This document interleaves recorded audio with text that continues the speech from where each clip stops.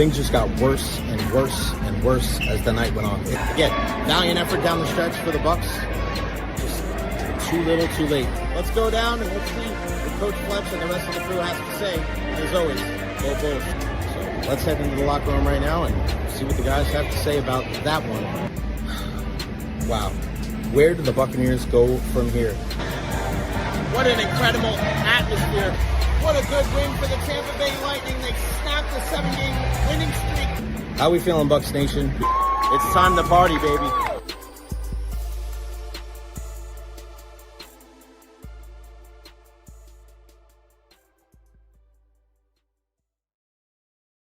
What is going on, everybody? Welcome to the Recher podcast, live from Benchmark International Arena. Happy December 4th to you and yours. You can hear some of the Pittsburgh Penguins still on the ice right now. It is a big one tonight. Lightning and Pens live here from Benchmark International Arena. Hopefully you'll be in the building just like me. Follow me on all social media platforms at Recher, Facebook, YouTube, Twitter, Twitch, TikTok, Instagram. I am everywhere. Like and subscribe on YouTube as well. We always want to hear from you. Questions, comments, concerns, leave them there at the bottom of the screen. And, of course, we love the super chats as well. Every little bit helps. $1, $2, $5, $10, $20. Whatever you can do to keep this podcast rolling. And, of course, right here, our partners, Honest Hammer Custom Builders, LLC, and Evra Health. We usually have our Evra Health injury report today, but Dr. Rodriguez has a conflict, so the injury report will actually be tomorrow at 12:30. So have no fear. Dr. Rodriguez will be here tomorrow at 12:30, and we will talk about all things injury related, including Mike Evans, Jalen McMillan. Could we see them in action on Sunday at Raymond James Stadium as the Buccaneers take on the 2-10 New Orleans Saints? Hopefully. Cannot wait for that. Let's keep the winning ways going for the Bucs, right? I know it was kind of hairy there for a couple of weeks, getting back to their winning ways last week against the Arizona Cardinals, even though it wasn't pretty. This is another get-right game for them, so hopefully we can see more and more players on the field. We'll give you an update from Buccaneers practice at 12:30 today. Was Mike back out there? Was Jalen back out there? What's this deal with Tristan Wirfs and Jose Oblique? What about a guy like Benjamin Morrison? Is he out there? We will discuss that at 12:30 today. 1 o'clock today, Jim Lighthall is going to join us, one of the voices of USF Athletics. What does he have to say about Brian Hartline being named the new head football coach right here at South Florida? Across the board, a resounding yes and approval from pretty much everybody and their mother. Brian Hartline here in the Bay Area. And shout out to my guy, Aaron Jacobson on WDAE this morning, tweeting out how long Brian Hartline is going to be here. My dude got dared to say it, and now he is getting roasted and toasted and burnt to a crisp on social media. See, things like that make me laugh because you can't. I know it hurts, right? I know it hurts when you hear stuff like that because we don't want USF to be a stepping stone. But when the context matters, and he got dared to do it, and you knew he was just throwing the fishing line out there to troll. And listen, I got like 5 new followers on Twitter from it. So appreciate you, my guy. We love Aaron Jacobson. He's the man. We should try to get him on the show tomorrow to see what he has to say about that entire thing. But listen, happy day in Tampa Bay yesterday as Rob Higgins, Derek Brooks, and the entire USF hierarchy get their man, Brian Hartline, leaving Ohio State to be the head football coach at USF. He will stay with the Buckeyes through the college football playoff. It is what it is. I think everybody knows where he's at and where he's going to be. And listen, I think you got to be excited as a Bulls fan to know that he's the guy going forward. The recruiting chops that he has, the ability to be around a big-time program, the way that he's worked his way up through the ranks there at Ohio State, working alongside Ryan Day, working alongside Chip Kelly.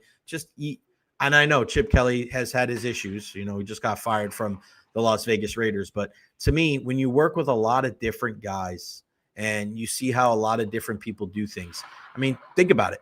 We've seen a very high-tempo, high-octane offense with USF the last couple of years. Something that we've been able to glean from the conversation we've had the last couple of days is You're probably going to get a more pro style offense than you saw with Alex Golish, where it was just high flying up tempo. But when you work alongside Chip Kelly, you know certain things that work in a pro style offense when you have that up tempo type of mindset. And we saw Chip Kelly at Oregon. You try to do it with Philadelphia, right? You don't have to be exactly like the guy, but if you can take a little bit from everything that you learned, I mean, that's what the greats do. And I'm just excited. I'm excited for Brian Hartline. I'm excited for USF basketball tonight as they take on it's going to be a freaking amazing matchup at Utah State. And I know a lot of people, if you're not going to be at Amalie tonight, or not Amalie, geez, if you're not going to be at Benchmark International Arena tonight, I haven't done it too many times. I haven't. But if you're not going to be at Benchmark International Arena tonight, head over to the Yingling Center, support our Bulls. We're always supporting local. And speaking of local, every day Eddie Encina is going to be joining us on the program at 1:30 to talk all things Lightning. And we spoke about this yesterday on the Beckles and Recher podcast. What Darren Radish is going through. His dad is dealing with stage 4 pancreatic cancer, and he's playing some of the best hockey of his entire career. And I got a chance to talk to Ratty today, and he seems to be in good spirits.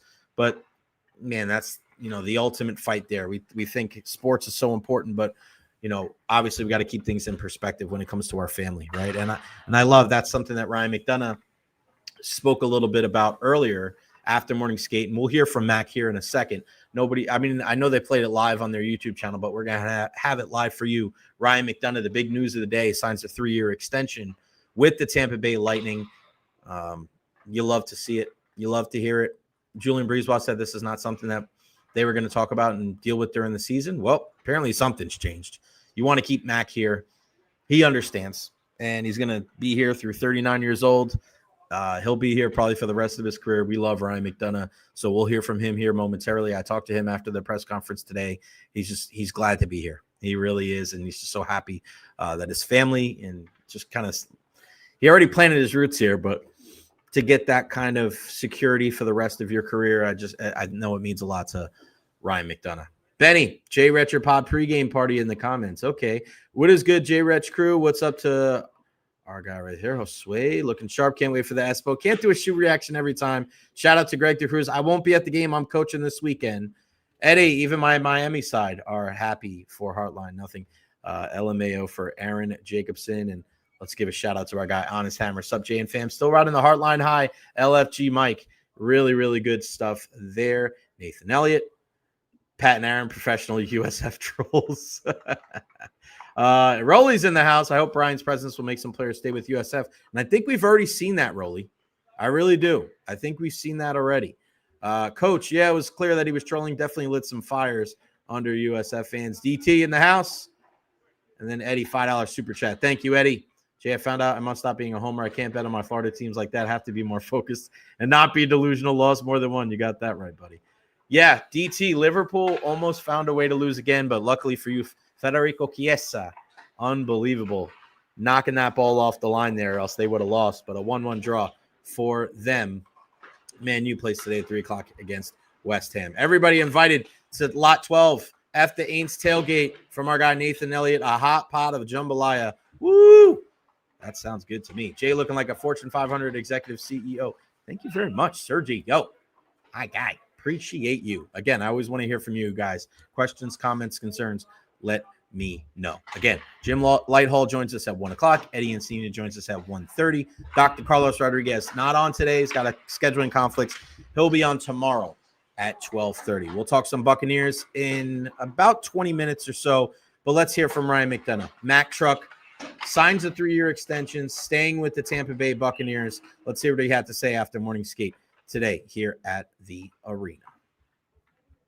And they told us at the start of camp that there wouldn't necessarily be anything until after the season. What kind of changed to kind of get to this point today?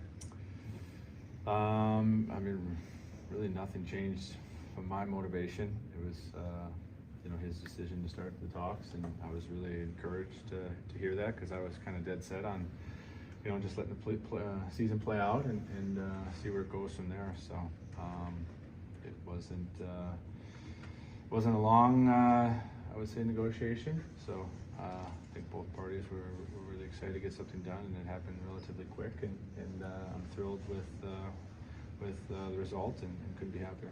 As I say, you've been pretty adamant about, your return here and not wanting to leave here. I mean, what's that mean to you that that's going to be the case? Sure means a lot, and I'll repeat the same thing I said when I first got traded here, along the lines of a top team wanting you to be a part of it, and wanting and putting their belief in you, to ultimately achieve what we're shooting for here is the ultimate goal. And when you have that belief shown in you, it motivates you. It encourages you to keep going out and working hard and taking care of yourself, to go out and perform at the level that's expected of you, and that's what I plan to do, and take a lot of pride in being a dependable player and someone that coaching staff, players can trust with, and like I said, to have that belief shown from management here means a lot. And this place is obviously special in many ways, but you can find a lot of places to live and work in this world, but it's the people that make a place truly special, and this place has a lot of special people from the top down, and which makes it such a great place to show up to work every day and give it your all and leave it all out there. Now, can you talk about this journey, maybe the past couple of years, of what it's been like for you going to Nashville? I remember your tribute video when you came back, then you get traded back to Tampa, and it looks like this is where you're going to be for, till the end. Like, what has this journey been like for you, kind of going back and forth?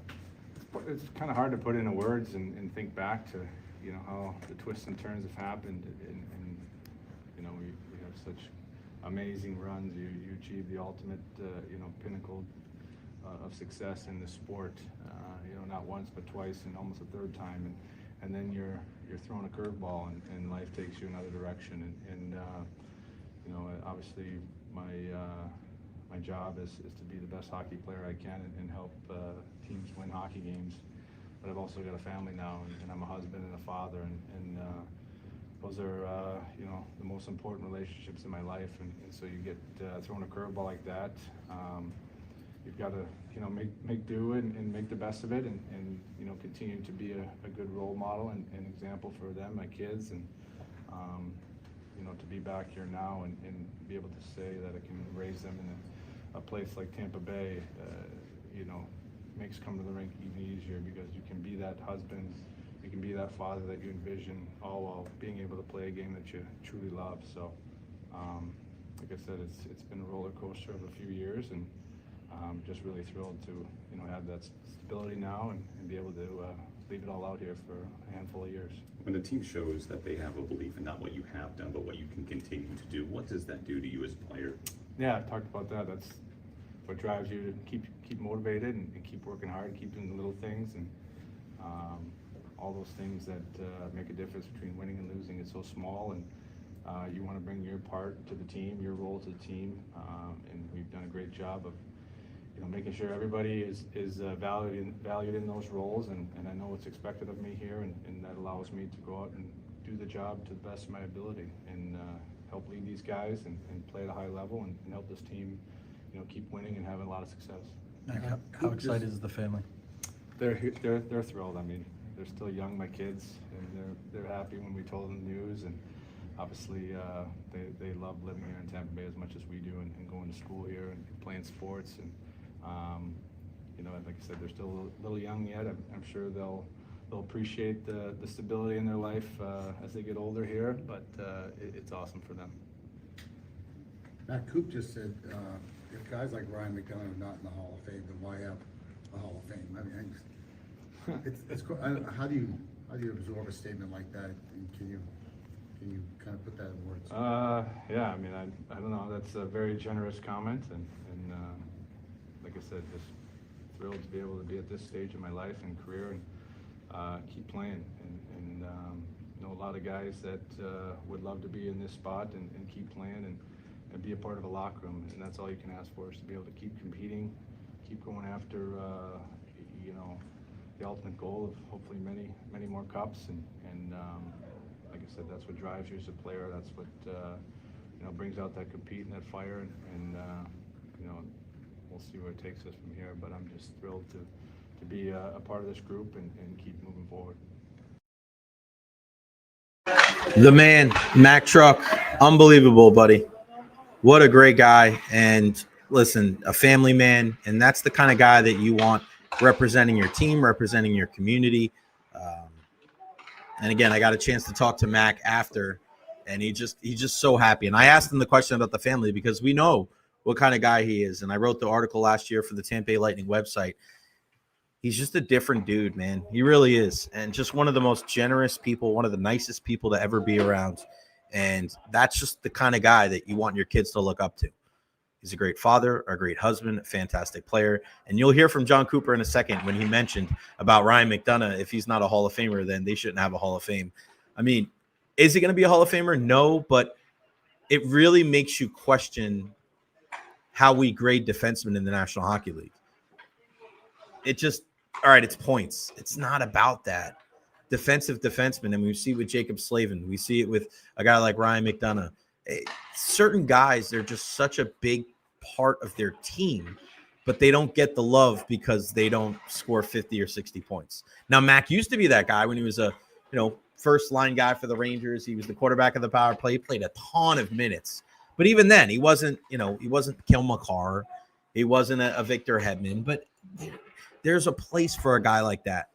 Defensive defenseman like him. And he's just so solid.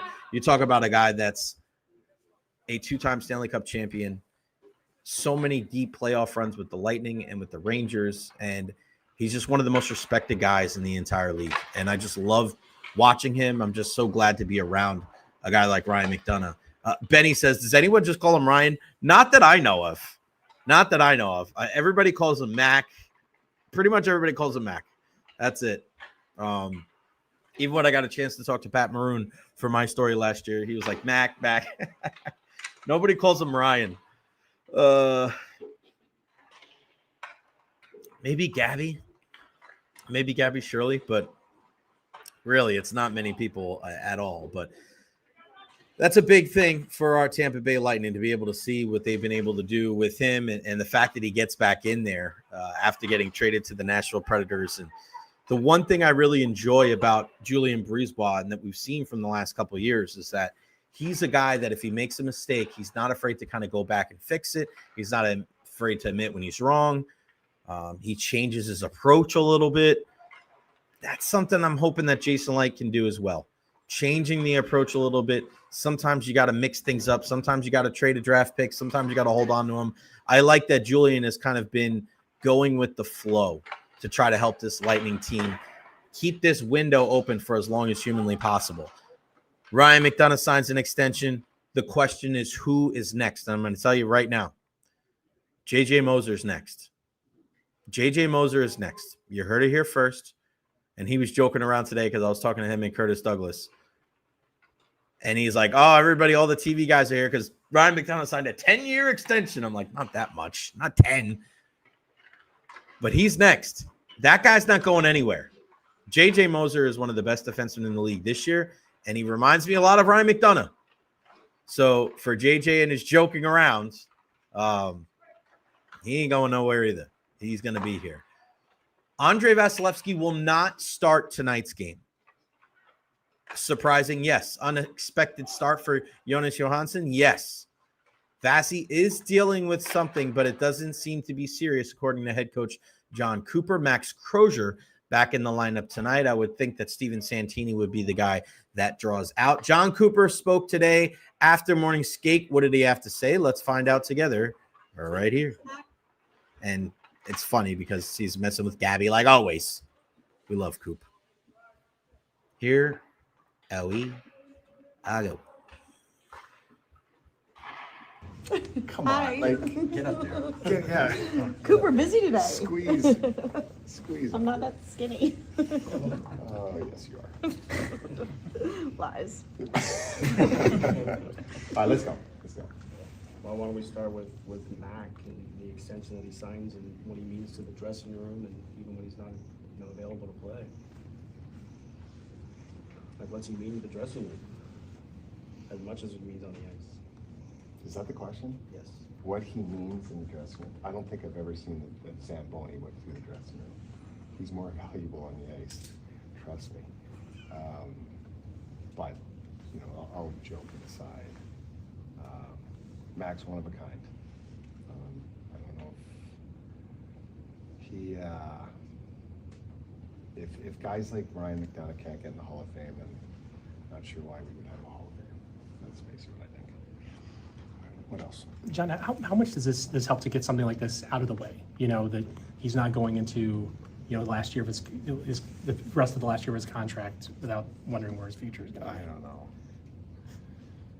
That's hard to say. I think for some players, like they have crazy good years. What do they call them? Contract years.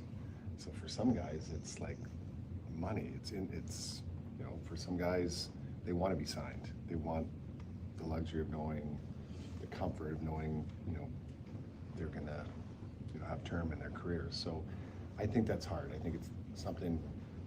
It's just different strokes for different folks. But Ryan, I don't think in his career has ever been like a contract chaser. I think the organizations have chased him, and so probably been a little easier for him. Max Crozier called him a role model. So in that sense, when you know guys come in and see the way. God, I wish we would have released this after the presser. Okay. But like when you hear that kind of praise for him and then the example that he sets, I mean, what kind of a role model is he for young players? Well, he just does everything the right way, and I think when he addresses the team, he doesn't go in and yell at guys or anything like that. He's always like calm, cool, collected. There's always meaning behind what he says. He's not full of like fluff that comes out of his mouth. And then, you know, he's the honest player. So, and not necessarily looking at Ryan McDonagh out on the ice when we're down a goal and need one, but he's sure the hell on the ice when, you know, we're trying to win a Stanley Cup and the last minute of play in a one-goal game. That's the guy that's on the ice, and I think everybody just respects the way he plays and plays an honest game. And you know, not a lot of guys can say that their complete game is an honest game like his.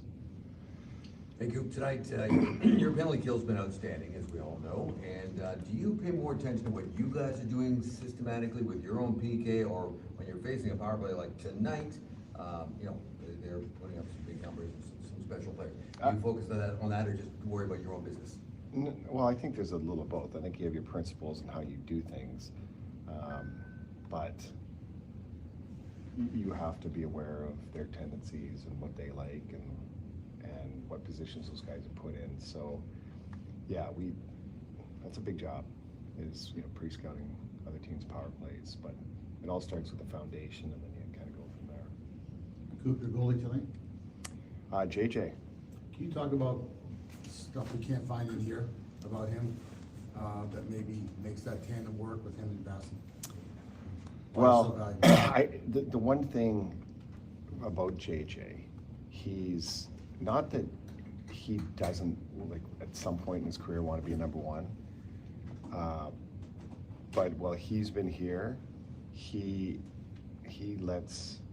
understands his role. And I think when players come and understand what their job is, especially as, you know, as tough as being a backup goalie, when you know you're only getting 20, 25 games a year, to keep yourself in shape, in, you know, mentally sharp, that's a hard thing to do. It's easy for a starter. I know I'm going in every second night, I'm going to play, and then when I get a little tired, I want the day off. Gotta love that job. It's the other guy that doesn't, the unexpected when he's going to play, like tonight, unexpected start for him. And you have to be ready, and you have to be able to perform, and JJ's been able to do that really well. So over the years, It was a really good answer, by the way. Like, that flowed. Unexpected question, and yeah, I'm on it today. Well delivered. Yeah, thank you. That was good. over the years.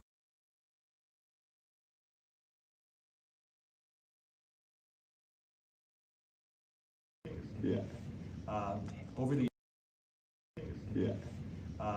Over the years coaching against Crosby and Malkin, the 1-2, can you think back as the games progress, you think, okay, I gotta match up so-and-so against Sid, and then you find out Malkin's the man that day. You know, like, do the matchups change, do you think, a lot in the past? Well, I mean, I've been in this league 13 years, and they're like way ahead of me.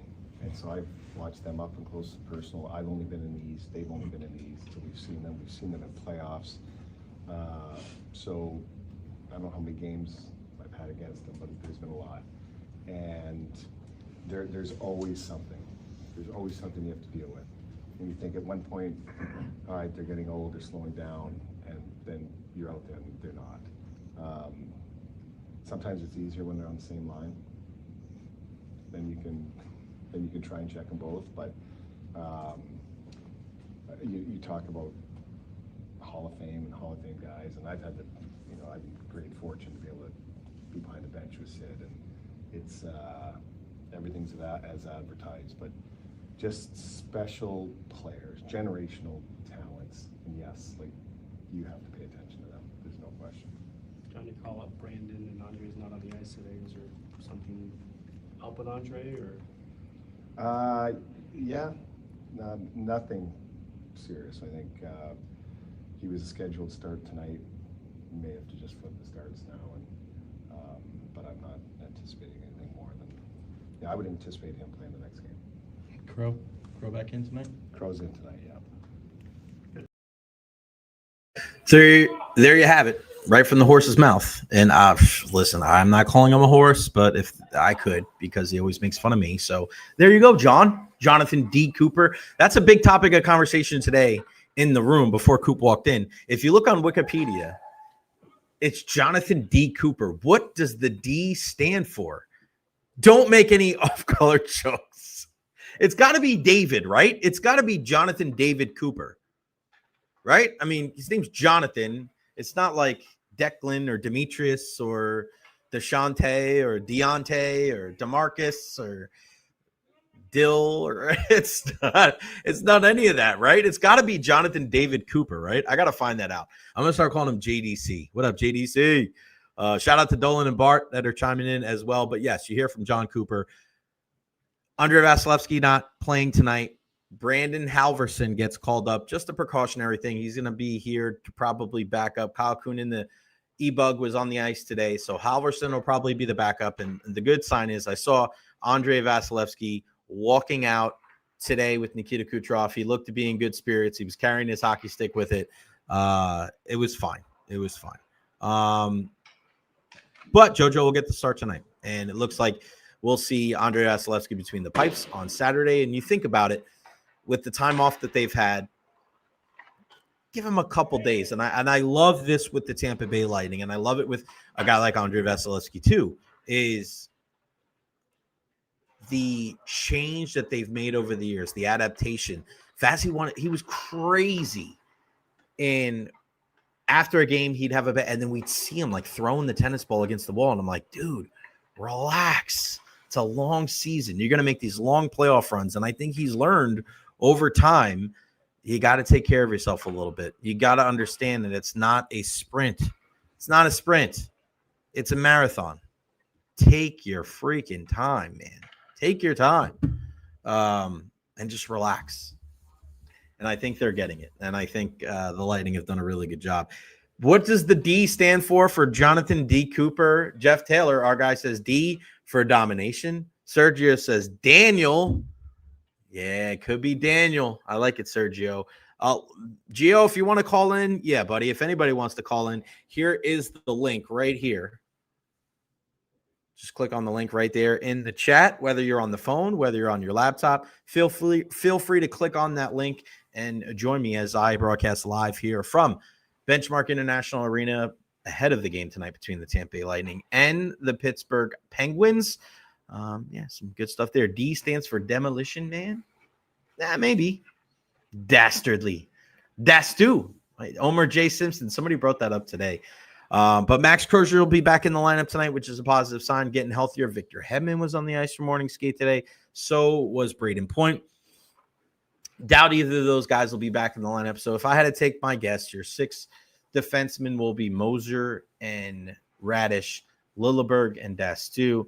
And then you'll see Max Crozier and Declan Carlisle. That'll be my assumption. And then your 12 forwards will be Nikita Kucherov playing with Hagel and Sorelli. You'll see some semblance of a Paul and a Bjorkstrand and Paul Bjorkstrand and Gonsalves. Then you'll see Gordo with Zemgus Girgensons and Pontus Holmberg. And then you'll see, who am I missing? Douglas, our guy Douglas with, did I mention Bjorkstrand? Bjorkstrand. Yeah, we'll go from there. Should be fun.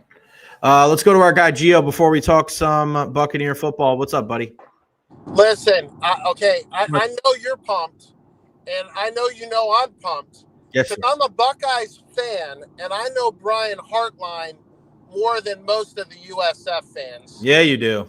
Okay, and I'm going to tell you a lot of stuff I know you already know, okay?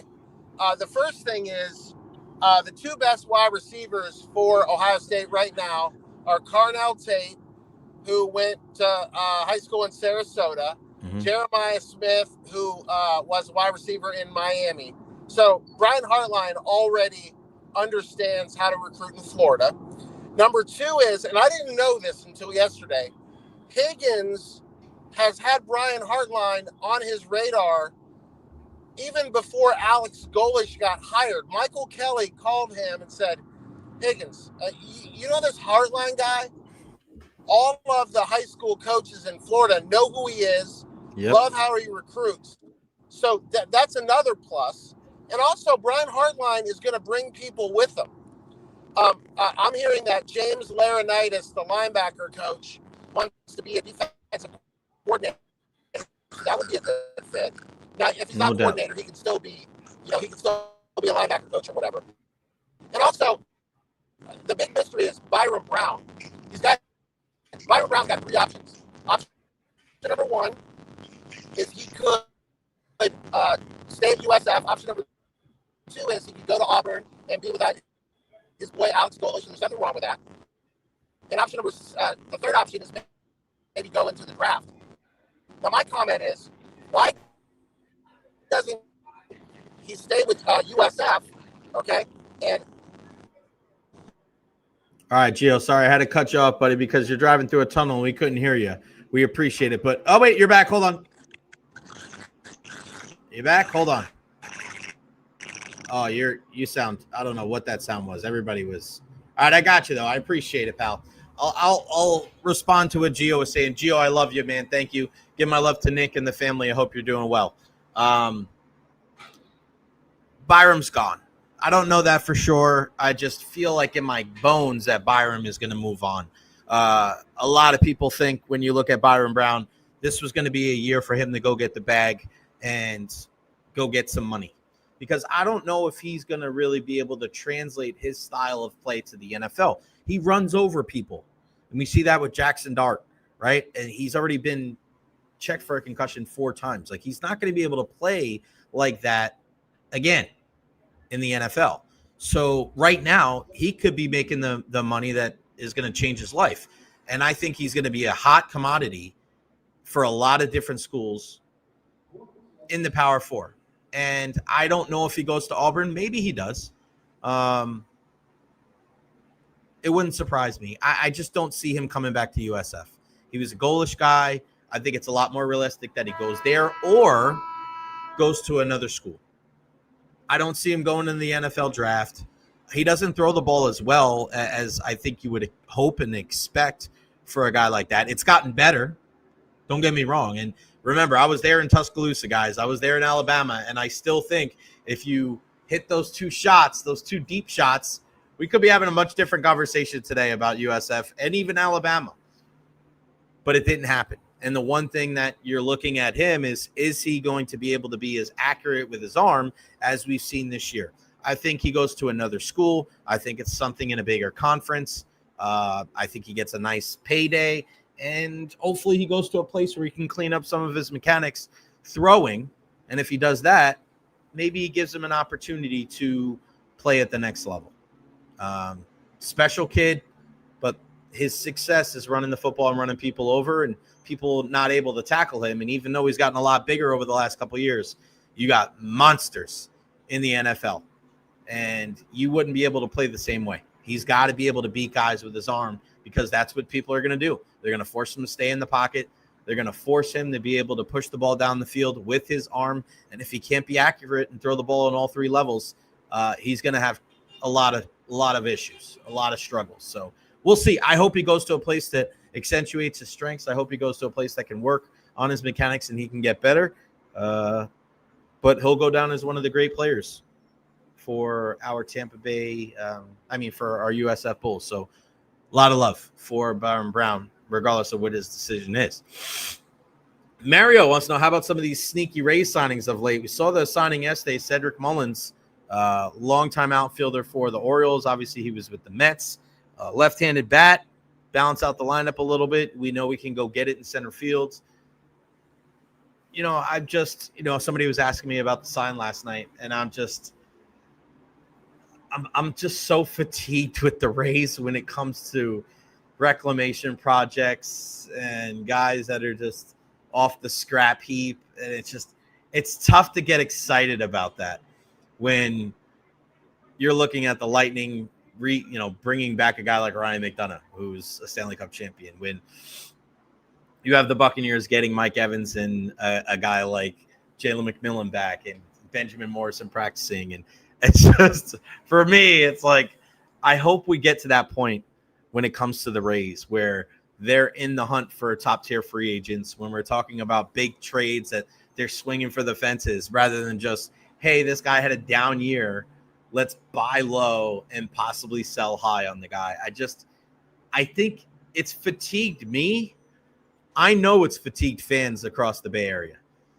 It's like, we have all these top tier things going on. USF gets their number one choice. The Buccaneers are in first place. They're getting their Hall of Fame wide receiver back. The Lightning are in first place. The Rowdies are signing everybody and their mother. And then here's the Rays. And it's like, here's some guy that had a terrible year. Hopefully he does better for us this year. And people are like, oh, the reclamation projects, they've done so good. What about Ha-Seong Kim? What about some of these other guys that we've seen? The track record hasn't been as good the last couple of years. So, and then this question here, what do you make of Brandon Hyde in the Rays front office? Nothing. Like, that doesn't excite me at all. Like, he was there in Baltimore. He had an opportunity this year to take a lot of young players to that next level, and he wasn't able to do it. I mean, you gave this guy every opportunity to be good with Gunnar Henderson. A lot of people thought he would be an MVP candidate going into the year. You have Adley Rutschman. You have Jackson Holiday. You have all of these different guys, and they just did not perform whatsoever. So they went in a different direction. So I don't know. I don't want him replacing Kevin Cash. You go up there into the front office. Maybe that's more of his speed rather than being a manager. But I don't know. None of these Rays moves really move me, to be honest with you. But the good news from the Tampa Bay Buccaneers really does. And a positive sign once again out there for practice, Mike Evans and Jalen McMillan over there at the Avon Health Training Center at One Buccaneer Place. So is Benjamin Morrison. Unfortunately, for the second straight day, Tristan Wirfs not on the practice field dealing with that oblique injury. Those are tough, man. When you think about that injury, you didn't really hear about oblique injuries growing up, but for some reason, it's been so prevalent the last 10 years. It'd be a huge loss, even against the Saints. And it's kind of wild, too, because you remember back to that Saints game, their defensive line played well. And I think it was one of the worst games that we've seen from Tristan and the offensive line as a whole. They have to be able to turn it around on Sunday to be able to, repeat somewhat of the performance they had against the Arizona Cardinals last week. The Buccaneers have done a really good job under Todd Bowles of not losing these type of games. But with that being said, I'm very curious to see what type of performance that they have. I think Baker is another week healthier. I think you have Bucky out there again, Chris Godwin out there again. We'll see what happens with Evans and Godwin. Defensively, can we really get some consistent pass rush? Can we see something from Hassan Reddick? Can we see something from Yaya Diaby? Because I feel like right now, as we're looking at this Tampa Bay Buccaneers team, we kind of, even though they don't have an identity, we kind of know where they're at right now. And I mentioned this earlier this week about what has surprised you about this Tampa Bay Buccaneers team. There really isn't much. The midseason swoon, some of the guys not performing, some of the guys playing well, the injuries that they sustained. It's up to the Buccaneers to change what their narrative is. It's up to them, and it's up to the players. And I know there's a lot of people out there that want to talk about Todd Bowles, and they want to talk about Jason Light. I understand that. And I've been a long supporter of Todd Bowles the last couple of years, and I even called him to the carpet a couple of days ago saying that he has to be better. I think Jason Light has to be better. We far too often here in the Tampa Bay area give guys a pass just because they've had success in the past when it comes to sometimes the managers and the front office. It doesn't mean if they've had a rough go of it that they're not good and you don't appreciate it and that they suck and that you don't ever want to, you're trying to get rid of them. That doesn't, no. But you can't sit here and tell me that Jason Light has done a good job of fortifying the pass rush and getting speedy linebackers in there. It's two of the things that he's not done well. He's got to wear that. This team needs to improve in those two areas. That's not an opinion. That's a fact. And until he finds a way, you're going to have a very similar outcome every single week.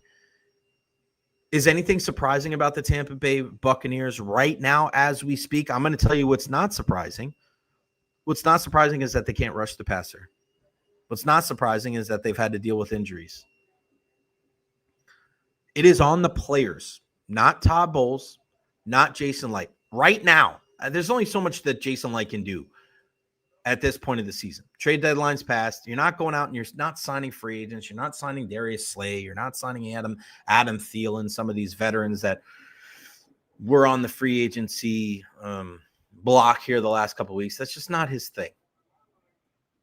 So Jason Light pretty much is kind of wiping his hands with what he can do as far as the development and the improvement of the team this year, right or wrong. Todd Bowles can adjust what he can do in the middle of the season. We'll see. But it's on the players. This is on the players, and it's so much harder to quantify what these guys need to do better. And I know, and we hear this a lot in baseball, everybody always wants to put a freaking number on it. Oh, the number for this and the number, this is why this guy's not good, and this is why this guy's not. Bro, I'm like, sometimes the guys just didn't play well enough. Sometimes you just got to play better. It's not always health related. Sometimes you just have to do better. I know that sounds like such a mundane answer, and it seems so matter of fact, but you just have to play better. So I'm looking at some of these guys. I'm looking, and I'll call them out right now. I'm looking at Graham Barton, second-year center. Young man, you were a first-round pick. You gave people a lot of hope going into your first year and now into your second year that you were going to be a guy that was going to be a mainstay. But as of right now, if you had an option, if this was year 4 or year 5 for Graham Barton, would you bring him back next year? The fact that you can't answer that question right away tells you everything you need to know. Now, it is only year 2, and he did start the season playing left tackle. So he does get a little bit of grace.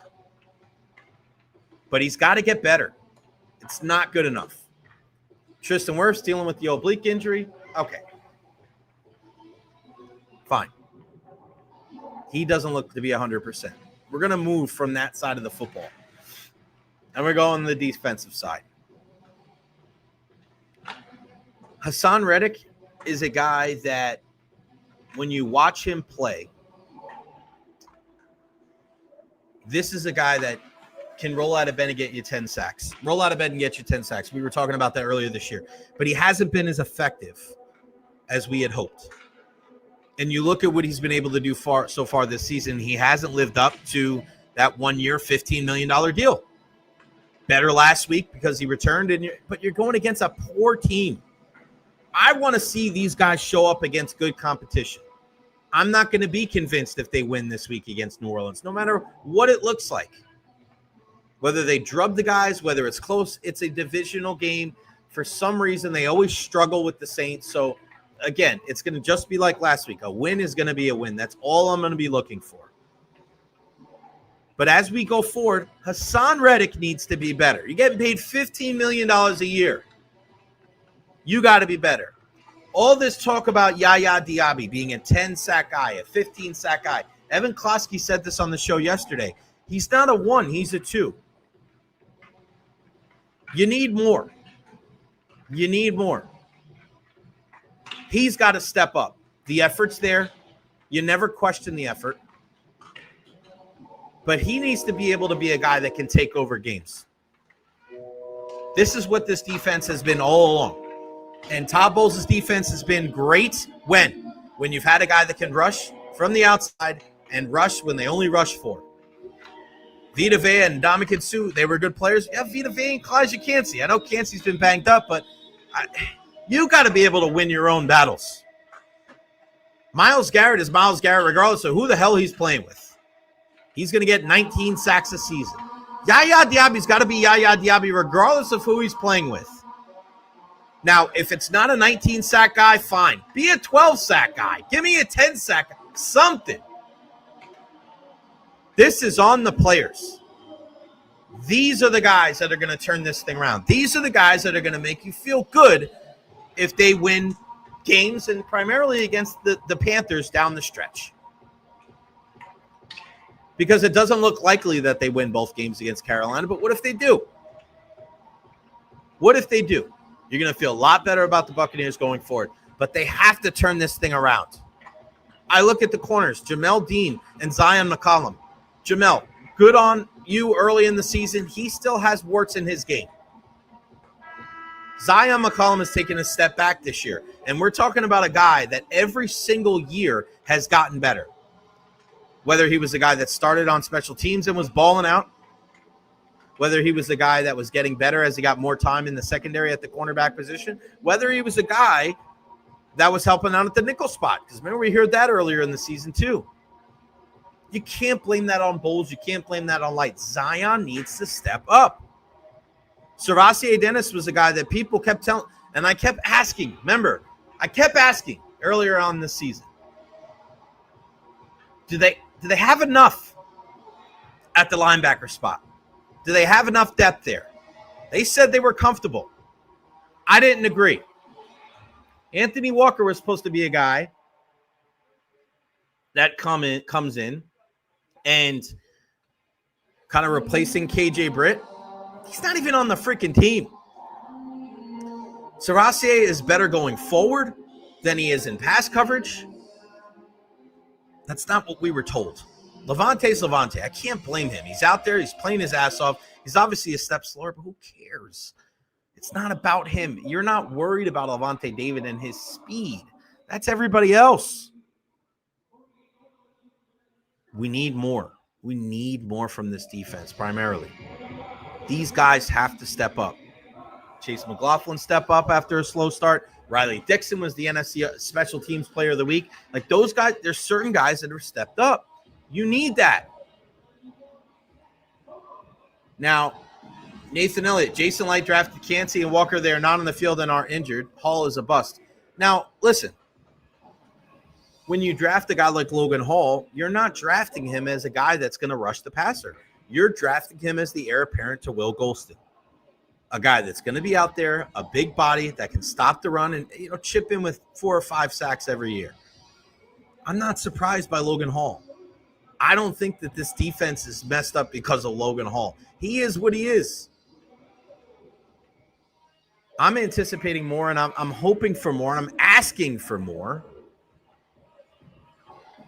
from the guys that get paid the big bucks, the guys that need to make the splash plays. Hall's a rotation guy. He's a big guy. If he's in there and everybody else is doing their job, I think he's in a good spot.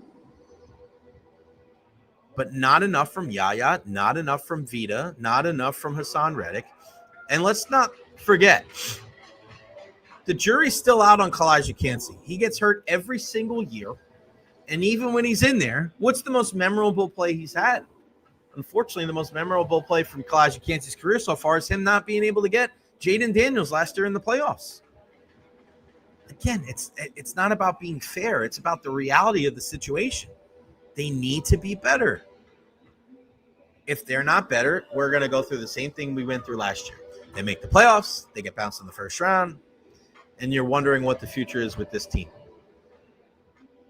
I don't want this team going out with a whimper like they did last year. It was kind of a little bit of a shock when they lost to the Washington Commanders. You get this team coming in, you're wondering how good they are. Rookie quarterback, Todd Bowles. And you kind of look around when that game's over, it's like, what just happened? The season ended so abruptly. And you just kind of look around, you're like, I don't know what is going on. All right, let's pause real quick.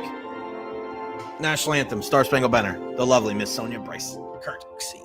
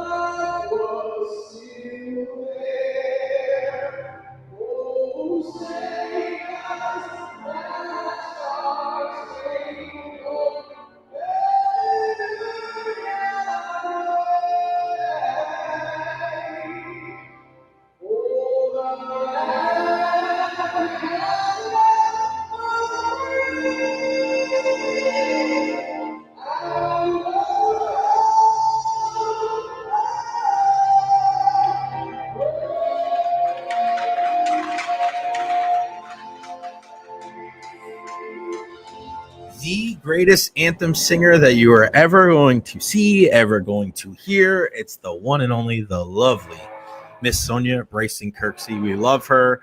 And unfortunately, we heard about the passing of her stepson. It's just so sad, man. So freaking sad. Our thoughts and prayers go out to the entire Bryce Kirksey family. It just sucks, man. It freaking sucks. We love you, Miss Sonia. We love you so much.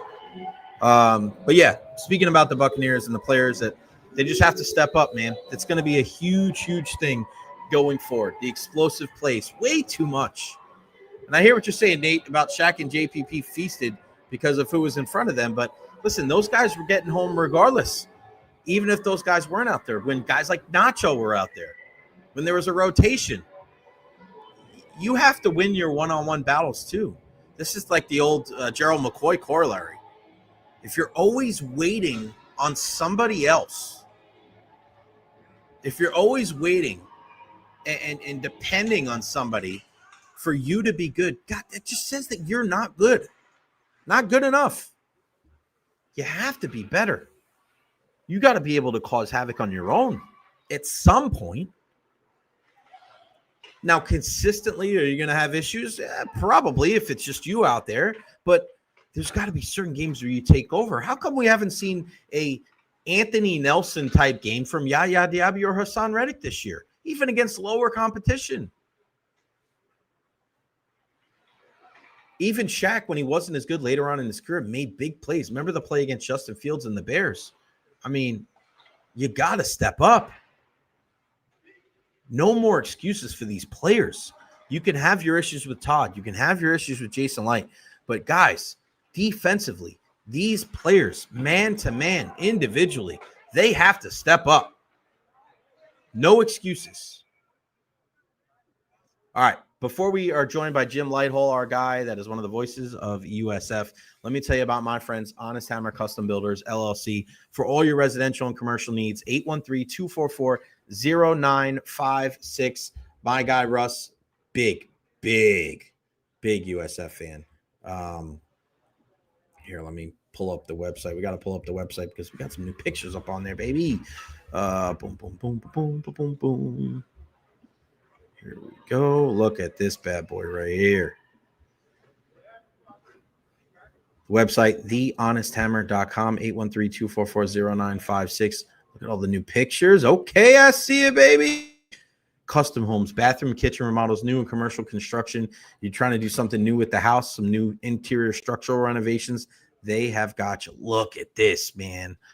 And we saw these pictures the last couple of weeks, and we're seeing the different steps of the process. The one thing I love about Hammer and the crew over there, again, general contractor company CGC 153116, Tampa people, Tampa Bay sports fans, support local. I can't say that enough. He's been a big supporter of me ever since back in my WDAE days. The best. Scheduling for 2026 right now, you see him? Unbelievable. TheHonestHammer.com, TheHonestHammer@gmail.com. Let them know that you heard it right here on the Jay Recher podcast. Get you a discount. They help out first responders as well. Just check them out on social media. Russ is very active as well, and he's a big Tampa Bay sports fan, a USF grad. If you have a plot of land, I was just having this conversation with somebody the other day in New York, and they were talking about custom builds and stuff like that, and I was like, my guy, Honest Hammer, that's what he does. The plot of land, you're looking for something to your specifications, Russ can help you out. I saw the blueprints. Didn't know what the hell they meant, but there's so many of them. It was just, I was blown away by the attention to detail, and again, blown away with how he speaks to the people that he works with. The care, the thoughtfulness, like these are the kind of people that you want to work with. Love you, Russ. Family, Honest Hammer Custom Builders, LLC. Again, 813-244-0956. Of course, EverHealth, everhealth.org. 17 different locations in Pinellas County. We have the EverHealth Injury Report every single Thursday, but it's going to happen tomorrow, Friday at 12:30 for our guy, Dr. Carlos Rodriguez. We'll talk Mike Evans. We'll talk Jalen McMillan. And I love about the website, it's so clean. Every little thing on here, from family medicine, pediatrics, dental, they don't want to be your last resort. They want to be your first resort. And if you're immediately ill in the Pinellas County area, give them a call, 727-824-8181. Everything from the cradle to the grave. Everhealth.org. Again, 17 different locations in Pinellas County. They have a sliding scale for the uninsured. They take all types of insurance. I know I've been dealing with stuff over the years where you go to certain medical facilities, they don't take certain types of insurance. EverHealth takes care of you. The people are so friendly. Everything is so clean. And then they have the EverHealth Institute. If you're looking for a career, you want to work in the medical field, go check out the EverHealth Institute. It is amazing. Hands-on training there, very similar to the broadcasting school that I went to. Great people over there. Again, everhealth.org. We are here at, and I got to definitely Hammer, go check you out. Second Custom Home by the Strip next week. Thank you. You are the best. Thank you very much, my good friends. We'll be joined momentarily from our guy, Jim Lighthall, one of the voices of USF. And I got to be honest with you. Right now, when you're talking about Tampa Bay sports, we're at one of those points. There's a lot of positivity. There's a lot of good things going on. Lightning, obviously, they lost their last game Tuesday night, but it was a close game, 2-1 against the Isles. After a 7-game winning streak, they're in first place in the Atlantic Division. They're getting guys back. Again, Max Crozier is going to return to the lineup. Ed Encina from the Tampa Bay Times joins us at 1:30 today to talk all things Bolts. We are live here at Benchmark International Arena ahead of the game tonight against the Pittsburgh Penguins. If you're just joining us, some really good news from the Buccaneers that Mike Evans and Jalen McMillan at practice today, as well as Benjamin Morrison. Unfortunately, Tristan Wirfs misses practice for a second straight day dealing with that oblique injury. It is Thursday. We'll see if he'll be out there tomorrow. The oblique's tough. It's tough. You kind of have to wait and see how everything works out. And tomorrow is the real indicator. If Tristan is out there for the walkthrough, we'll have probably a better idea if he's going to be there on Sunday in that game against the New Orleans Saints.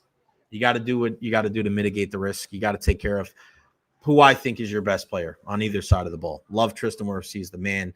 An oblique injury, you don't want it to linger. So if you have to sit him out this week to make sure that he's ready and healthy for the home stretch, I've got no issues with that whatsoever. He's such a huge part of this Buccaneers offense. All right, a huge part of the USF everything is our good pal Jim Lighthall, one of the greats. And look at that. I love that hoodie right there, pal, the old school logo. Yeah, look at sharp, my friend. How are things? Good. How you doing, Jay? I'm good, buddy. I know it's tough for you, a guy that was a Wolverine, to bring in an Ohio State guy. But, man, your first year on the mic, calling the games to these Bulls, Brian Hartline is going to be the HC for USF. I don't know what I like about this more, Jim. I don't know if I like the hire. I don't know if I like more that this was Rob Higgins' guy, that he's been targeting him for a couple years, if he's a great recruiter, right? Like, there's just so many things to like about this selection, isn't there? Yeah, there's an old term, he checks all the boxes, and that's exactly what Brian Hartline does. Listen, I grew up about 20 minutes away from Ann Arbor, but I can still recognize talent when I see it. And Brian Hartline has that. He was an outstanding player. He was a thorn in the side of a lot of Michigan teams. He was a great pro. He's a great position coach. He's an outstanding offensive coordinator. He is an exceptional recruiter, and I think he's going to be a tremendous head coach for the University of South Florida. Yeah, this whole thing with Alex Golesh, it's funny, Jim, because we spoke before the season, and you said, yeah, these 3 games are important in the beginning, but it's going to be the conference schedule that we're looking at, and that's going to be the ultimate decider of how this season is going to be judged. Let's talk about the season, and then we'll talk about Golesh. We'll get back to Hartline in a second. But 9-3, nothing to really shake a stick at, but it's – are you of that same feeling of me where it just feels like a little bit of a missed opportunity? Because if you just win one of those games against Navy or Memphis, we're having a much different conversation today, December 4th. Yeah, Jay, if memory serves me correct, maybe I said it to you. I know I said it to a lot of people that anything less than an American Conference title game to me would have been a disappointment based on the talent that they had, based on the momentum that they had, and based on the schedule that they had. I really thought that they were set up. And you're right. 2 3-point losses to Navy and to Memphis cost them an opportunity to get there. Obviously, the Memphis loss cost them an opportunity at the college football playoff. 9 wins is good. 10 wins would be outstanding. But it just feels like there was a little bit more meat left on that bone that they could have gotten. So was it a disappointing season? I think when you start to taste some of that stuff, some of that college football playoff talk, some of that title game talk, some of that hosting a title game talk, then you start to salivate a little bit and say, why not us? Why wouldn't it be South Florida? But that got away from them. They just had the inability to stop Memphis and the inability to score against Memphis in the fourth quarter. And then they just couldn't get a stop against Navy. It just felt like every time they scored, if they could just get one stop, they would win that game, and they couldn't get it. So honestly, as Alex Golesh used to say, you get what you deserve, and they couldn't finish those 2 games. It cost them, and it cost them a chance at a title game. Jim, what's your thoughts on Alex Golesh and his tenure? I mean, obviously we were there working together during the Jeff Scott days, and it was rough. We got into a real great rotation of putting lipstick on a pig every week when those games came about. But man, he really turned around this program, and I'm very grateful that he was able to come here and change how the perception is for USF football. Surprised at all that he went to Auburn. Surprised he didn't stick around for a couple more years. I know a lot of people aren't, but it felt weird, man. It felt weird that he was at the podium there, and then less than 48 hours later, he's in the plains talking about Auburn football. Jay, we could go for an hour on this question alone. I could go in so many different directions. Am I surprised? No, I'm not surprised one bit. I told everybody, honestly, I thought he'd be crazy not to leave because the windows for these guys are so small. And let me give you an example. Jeff Traylor at UTSA won 12 games 5 years ago, and then he won 11 games, and then he won 9 games. And every year, Texas, Texas A&M, Texas Tech, TCU, all those Texas schools, he was rumored for those openings. And you know what? He wanted to stay home, and now no one's talking about Jeff Traylor at UTSA because he's struggling to get to 500 every year. So when you have the opportunity to go, when you have the opportunity to set up your family and your family's family, then you have to take it, in my opinion. He's making $2.5 million at South Florida. even if by some crazy stretch Rob Higgins could double that pay to $5 million, which I don't think South Florida could, but maybe they could, that's still going to fall short of the offers that he was getting of $7.5 million. And I know people say, Jim, what are you talking about? The guy would make $5 million a year. How is his lifestyle different if he's making 7 or 7.5? Well, it's not. It's not between 5 and 7. But when you multiply that by 5 or 6 years, Jay, and now you're talking about walking away from $10 or $12 million over the life of a contract. And keep in mind, if he goes to Arkansas or he goes to Auburn or he goes to UCLA and flops, he still gets all that money. No doubt. And so then he just comes back and coaches in the American, or he coaches in the new Pac-12, or he coaches someplace else, and he starts all over again. So for me, as a parent, as a husband, you got to say, I got to take it. I got to go while I can. And Jay, I talked with Tobin Anderson, who's on the basketball staff, and Tobin Anderson was at Fairleigh Dickinson and took the job at Iona. And he said his AD called him into the office and said, "You're crazy if you don't take this job at Iona." And his wife said, "You're crazy if you don't set us up by taking this because it's tripling our salary of what we're making now." So, you know, and just talking with someone like that who's been through this type of situation where you have to go because they're all looking to move up to the next level. Players all want to play at the highest level. Coaches all want to coach at the highest level. I'm not surprised Alex Golesh left at all. Was I surprised if he was going to go to Arkansas? No. UCLA? No. Michigan? I kept saying I thought he'd be a perfect fit at Michigan State if and when that job came open. Right. Well, lo and behold, that job came open, and he was already, picked by Auburn at that time, and they got a great one at Pat Fitzgerald. But I just think it's the right time for him. Would I have loved for him to stay? Heck yeah. Is that realistic at South Florida right now? No, it's not. And it's really not realistic until they get into the ACC or the Big 12 or, some crazy thing happens and they get in the Big 10 or the SEC. I want them to go to the ACC so you can call games at Duke. And I'm like, oh, me and you, brother. That's I'm it. all for that. Let's doing it. We're doing it.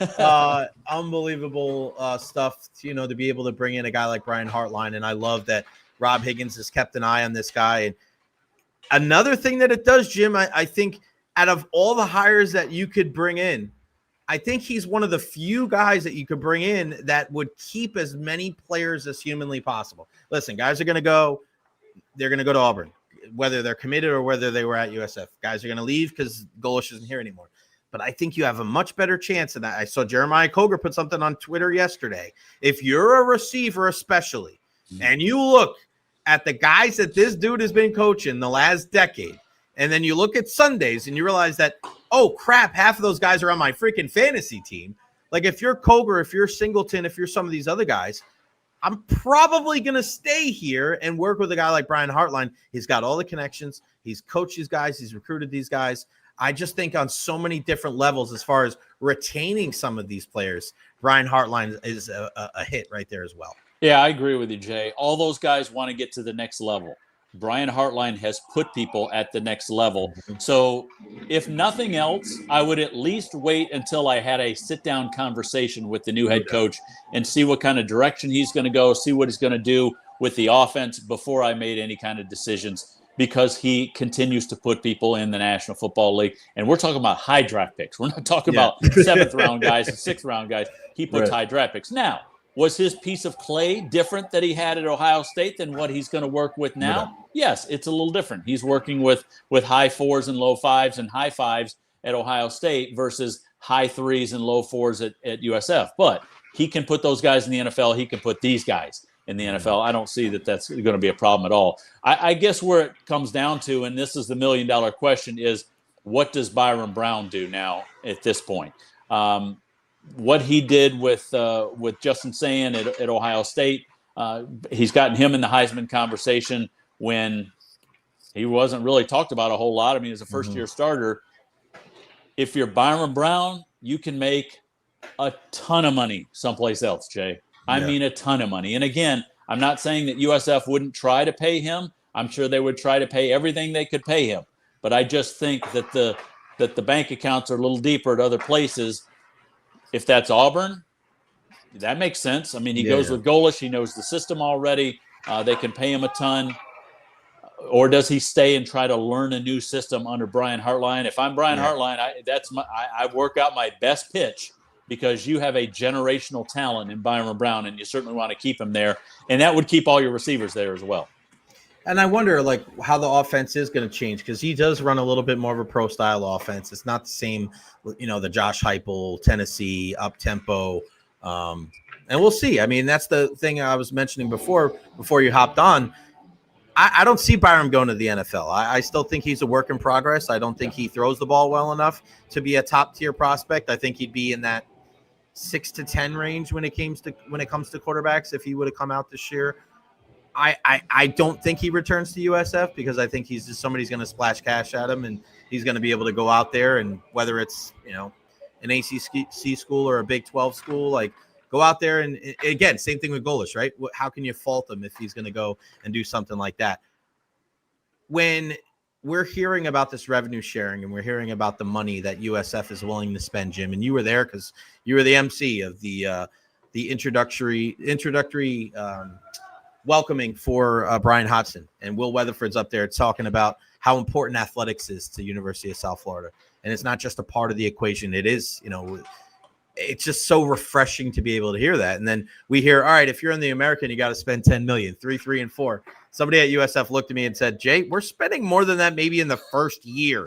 I go, oh, shit, okay, all right, we'll take that. But now that it sounds like they're going to spend that 20 and a half, Jim, what does that mean for not just being able to go get players this year, but also putting themselves in a position for the conference realignment that we'll probably see in the next 5 years or less?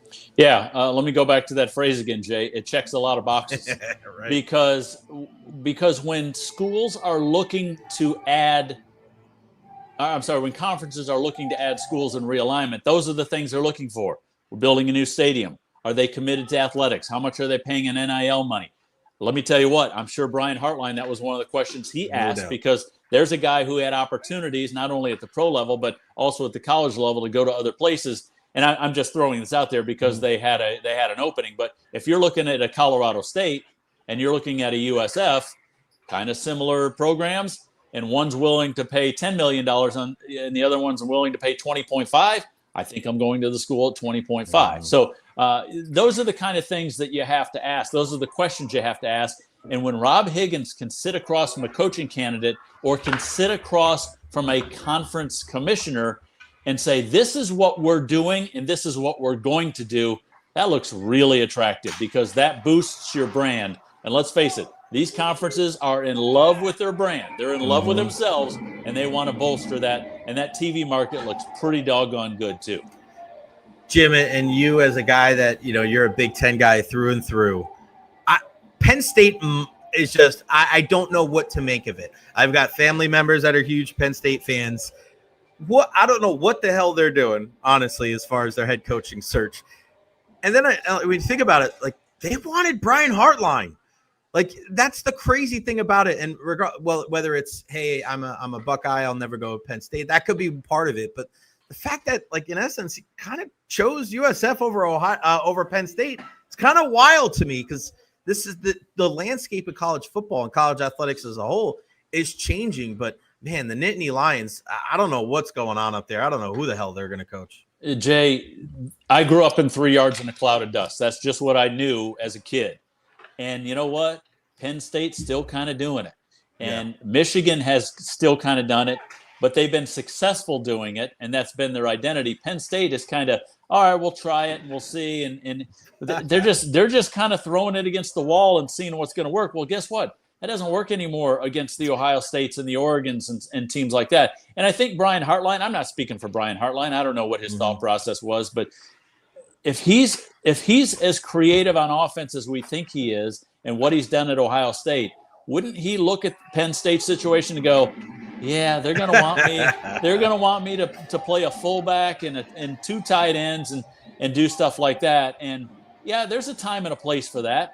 But Penn State has found out, what's the old joke about James Franklin? He's like a steering wheel. His hands are at 10-2 every single year. So that's just what they are. I would take 10-2 every year with this school, but that's not good enough at Penn State when you're bringing in 108,000 people for every single home game. So I don't know what their situation is. I don't know who they're going to get now. But Brian Hartline made that decision that that's not the right fit for him. I wish Auburn beat Alabama in the Iron Bowl, just for the fact that the chaos that would have ensued afterwards. Yeah. Whether that's Kalen DeBoer getting the HEFO and him maybe going to Penn State, whether that's Lane Kiffin going to Alabama instead of LSU, what the trickle-down effect that would have been. I mean, think about that. Like, that would have been crazy. And let's say LSU pivots and they go to Summerall instead. Yeah. And then the Gators come calling for Golish. Like, that whole thing, it's so wild how the outcome of that game really could have tipped the scales. I really thought that Alex Golish would have been a good fit at Florida. I know that's a huge jump, but turns out it's not that big of a jump because he went to Auburn. But I just felt like the Gator fans want someone like that. They want a throwback to Steve Spurrier where they're wide open on offense, they're scoring tons of points, they win games 52-45, and at least they're entertained, because they haven't been very entertained with all their recent coaching hires. So I thought he would be a good fit there. Jay, when you start talking about all these jobs, people look at, okay, who's available right now? Well, how about who's not available but will be available when they start jumping to some of these? Penn State could start an entire domino effect by taking someone at an already established place. Right. And that's, Lane Kiffin is doing this where he started that, and Ole Miss just did the easiest thing by giving the job to their defensive coordinator. I think that was just the easy way to do it. But again, when you start moving guys from really good jobs to elite jobs, that's when the dominoes start to fall. And I don't think by any stretch are we done with that at all. Yeah, I'm just so surprised that Florida State's keeping Norvell. I don't understand why. Yeah. That would have been a job, another one. That would have been one of those weird jobs. Like, people would give it like, oh, well, Florida State's opening because, man, when they're good, man, it's a great place to be. Well, listen, I wouldn't be surprised at all if Brian Hartline wins right away at South Florida. Say he wins 10 or 11 games next year. He could be gone after 1 year. Florida State could be looking for a coach after next season. If he's really successful after 2 years, very likely will be gone. And if he's very successful after 3 years, forget about it. I don't see there's any way that South Florida can hang on to him. And that's the unfortunate situation that USF is in, is that they are going to produce coaches for those big conferences, because those conferences are getting $100 million a year. Big Ten and SEC from TV money, and Big 12 and ACC are getting 40 plus, and the Americans getting 9. So, it's just going to be hard to hold on to those guys. And I know the fans don't want to hear that. Yeah. I hate saying it because it sucks for me as a guy that sits up in that press box and works every single football game. I want to see the successful coaches stay. It's just not reality, unfortunately. Yeah, no doubt about it. All right, let's talk some basketball, man. Huge game tonight. I mean, I love Brian Hodson's getting on social media, and he's trying to get everybody out there. He's giving tickets away. Go check him out on social media, guys. He's giving tickets away. You got to retweet what he said. Go check him out on Twitter. But, man, what have you seen so far from this team? They get up and down. I mean, the record's not obviously what we want to see early on, but it seems like a fun watch. Yeah, they're a lot of fun to watch, Jay. They've got to make shots. Yeah. We went through this 2 years ago with Amir in his first 6 games. They couldn't throw it in the ocean. And then they figured it out against Florida State down in the Orange Bowl Classic, and then the rest was history. This team, if they can start shooting the ball the way they're capable of shooting, they're going to win a lot of basketball games. But right now, they're shooting in the low 30s from 3, and that's not going to cut it. Brian Hodson knows that. They're giving up a ton of points. Teams are shooting 37% against them from 3. I've never seen what Colorado State did to them in the Bahamas. I can't ever remember in 29 years and over 800 games watching a team just shoot the lights out the way Colorado State did. It didn't matter where they were. It didn't matter if someone was on them or not. They made everything and blew a 3-point game into almost a 20-point win. So this team is going to figure it out. They've got too many good scores to not figure it out. And the American Conference, I don't think, is very strong top to bottom. I think the Bulls are going to be right there in the top 2 or 3 teams by the time it's all said and done. They need some time. Brian Hodson scheduled extremely aggressively in the non-conference because he thought, listen, if we don't win the conference championship, we've got to be in the at-large discussion. And right now they're top 75 in the net rankings. And that's exactly how you get in the upper echelon of the net. You play good teams, whether you beat them or not.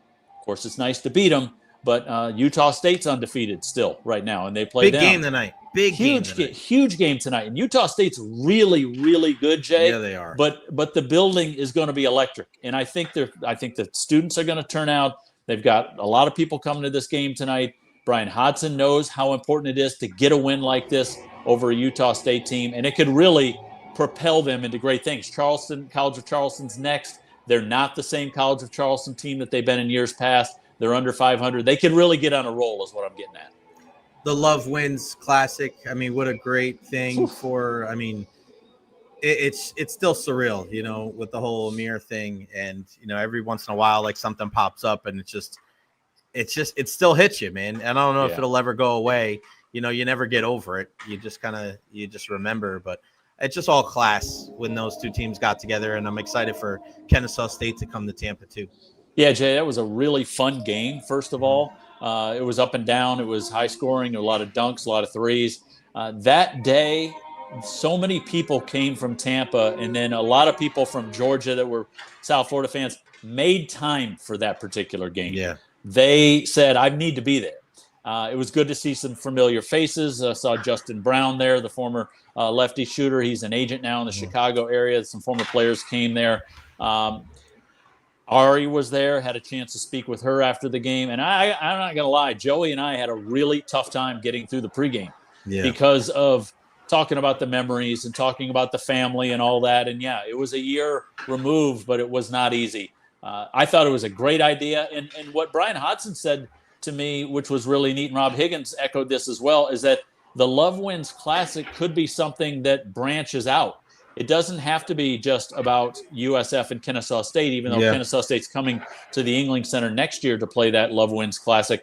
But there could be other teams that coaches that worked with Amir or knew Amir, and those teams could play in a Love Wins Classic. I love that because it's just going to branch out and become bigger and bigger, and Amir deserved that.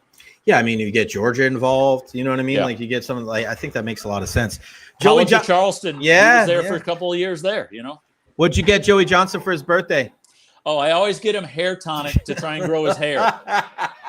I must buy the cheapest crap there is because it never works. He's got to ask every single year, what do I get you for your birthday?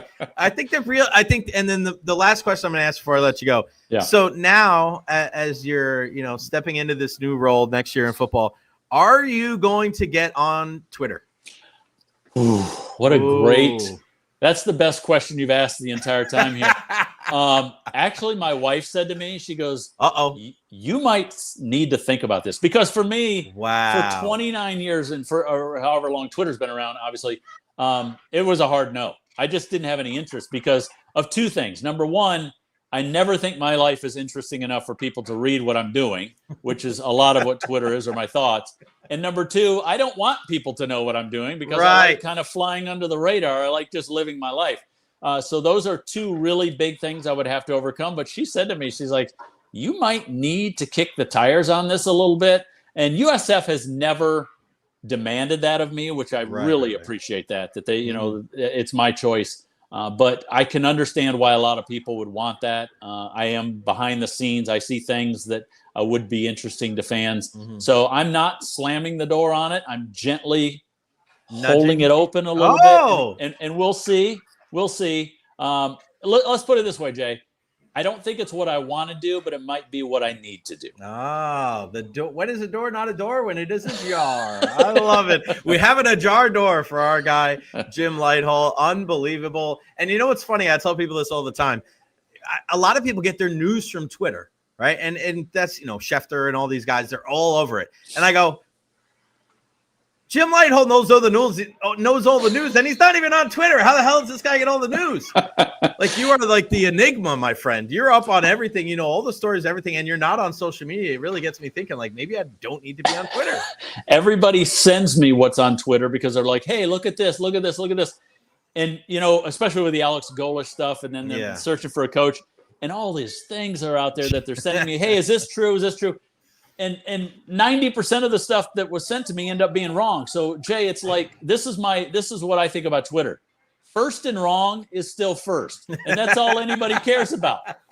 So it's like, I'll just wait until Rob Higgins announces it, and then I'll have it right by that point. Breaking news, Jim Lighthall has not closed the door all the way on Twitter. We may see him on there, and chances are it's going to be a weird picture with Joey Johnston outside of a basketball arena in the freezing cold in the Midwest, taken by our good pal Brett. So I appreciate you, my friend. Thank you so much for everything. Enjoy the weekend. Enjoy the game tonight. Tell Joey Johnston I said happy birthday, and we'll talk soon. Will do. Thanks, Jay, as always. All right, pal. The great Jim Lighthall, the man. He's the best. Best jumper on the block, baby. Best jumper on the block. I just love being around those guys, man. One of the best things I've ever done in media is working with the USF Football crew. It's not close.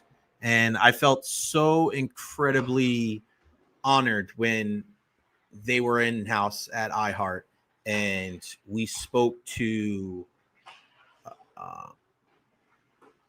when they had to go back and forth about who they thought was going to be a guy that was going to be on the pregame show with Jim Lighthall and Derek Sharp, and both sides said me. And those are the kind of things like I think about that. I think about that type of stuff, and I'm just so eternally grateful that they both put me up there, and I was able to work with Jim Lauk and Sam Barrington and with Brett and with Jim Lighthall and Derek Sharp and Joey Johnston. Like it's such a good time, man. Such a good time with those guys.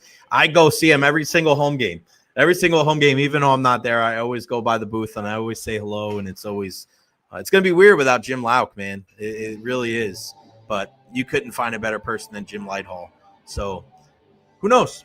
Jim Lighthall heads up into that spot. Does that mean there's more openings at USF for your boy? I hope so. That'd be great. I love USF. And the fact that Rob Higgins is doing what he's doing and Derek Brooks. You guys want to help out? Share everything on social media and let Rob Higgins and everybody know how much I love USF, because I'd love to do more broadcasting stuff with them, baseball, softball, whatever. Next year, hopefully more with the Bulls, because I love the green and gold. Love that freaking place. Make sure you follow me on all social media platforms, Facebook, YouTube, Twitter, Twitch, TikTok, Instagram.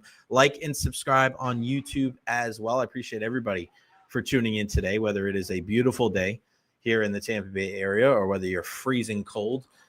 Watching it somewhere else at work with your AirPods in.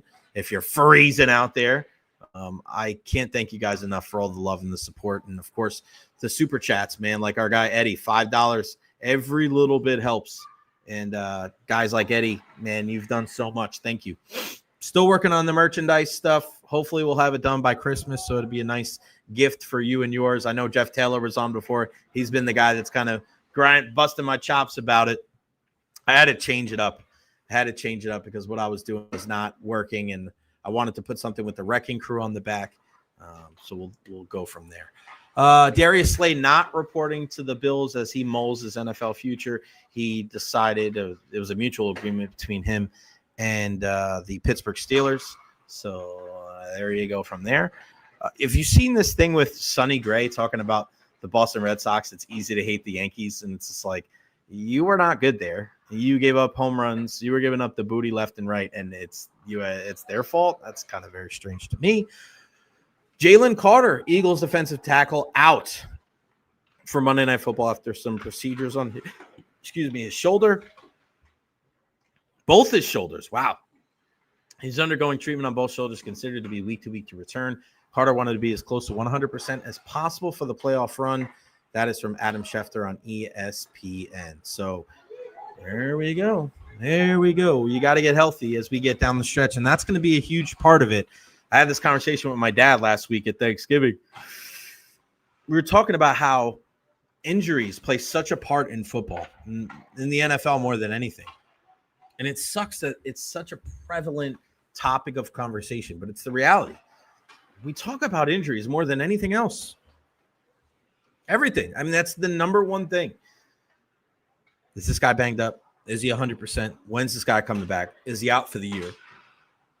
How it affects his team's chances. I mean, you look at the Buccaneers. It's such a huge storyline all year long with this team. And we just don't know what they're all about, right? Until guys get healthy. And you can say that about a lot of different teams. But again, I'll mention this as I'm pretty sore after practice last night. Oh, man, your boy is feeling it after playing for the Pendingos on Tuesday and a long practice on Wednesday. Oh, man. I need to get a massage. Stretch out. Everybody stretch with me right now. Stretch. Oh. It gets so cold in this freaking building. I'm telling you. Oh, it's a goal. Second period, about 6:20 left. Home team 4, away team 2. Oh, it's 5-3? They both scored? What the hell? I don't know. So after the show, every single time when I'm here, I have to go outside and like defrost because they crank up the AC so much before all the fans get here to keep the ice the way it is. Woo!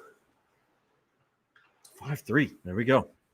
All right. Ed Encina from the Tampa Bay Times is going to join us here momentarily. If you have any questions for me, any questions for Ed Encina, feel free to put them at the bottom of the screen. Ask me anything.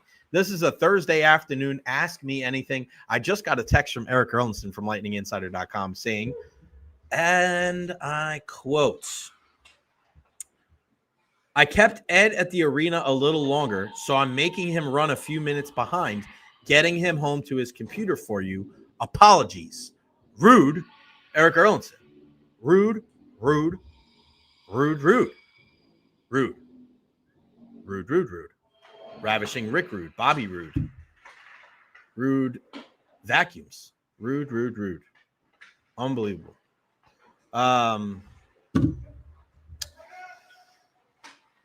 excited for this Lightning game tonight. These are tough. These are those games where it's your first game back from a road trip, and a lot of times the Lightning shit the bed in games like this. They just do. And you're playing a team in Pittsburgh where it's Crosby, Malkin, and Letang. You know what they're all about. I want to see a good defensive output from this team. I want to see a team that's playing honest hockey. Max Crozier back into the lineup. It'll be interesting to see what they do with the defense because Emil Lilleberg has played so well with Charles-Edouard Destou, but we know that Lilleberg plays his best hockey with Max Crozier.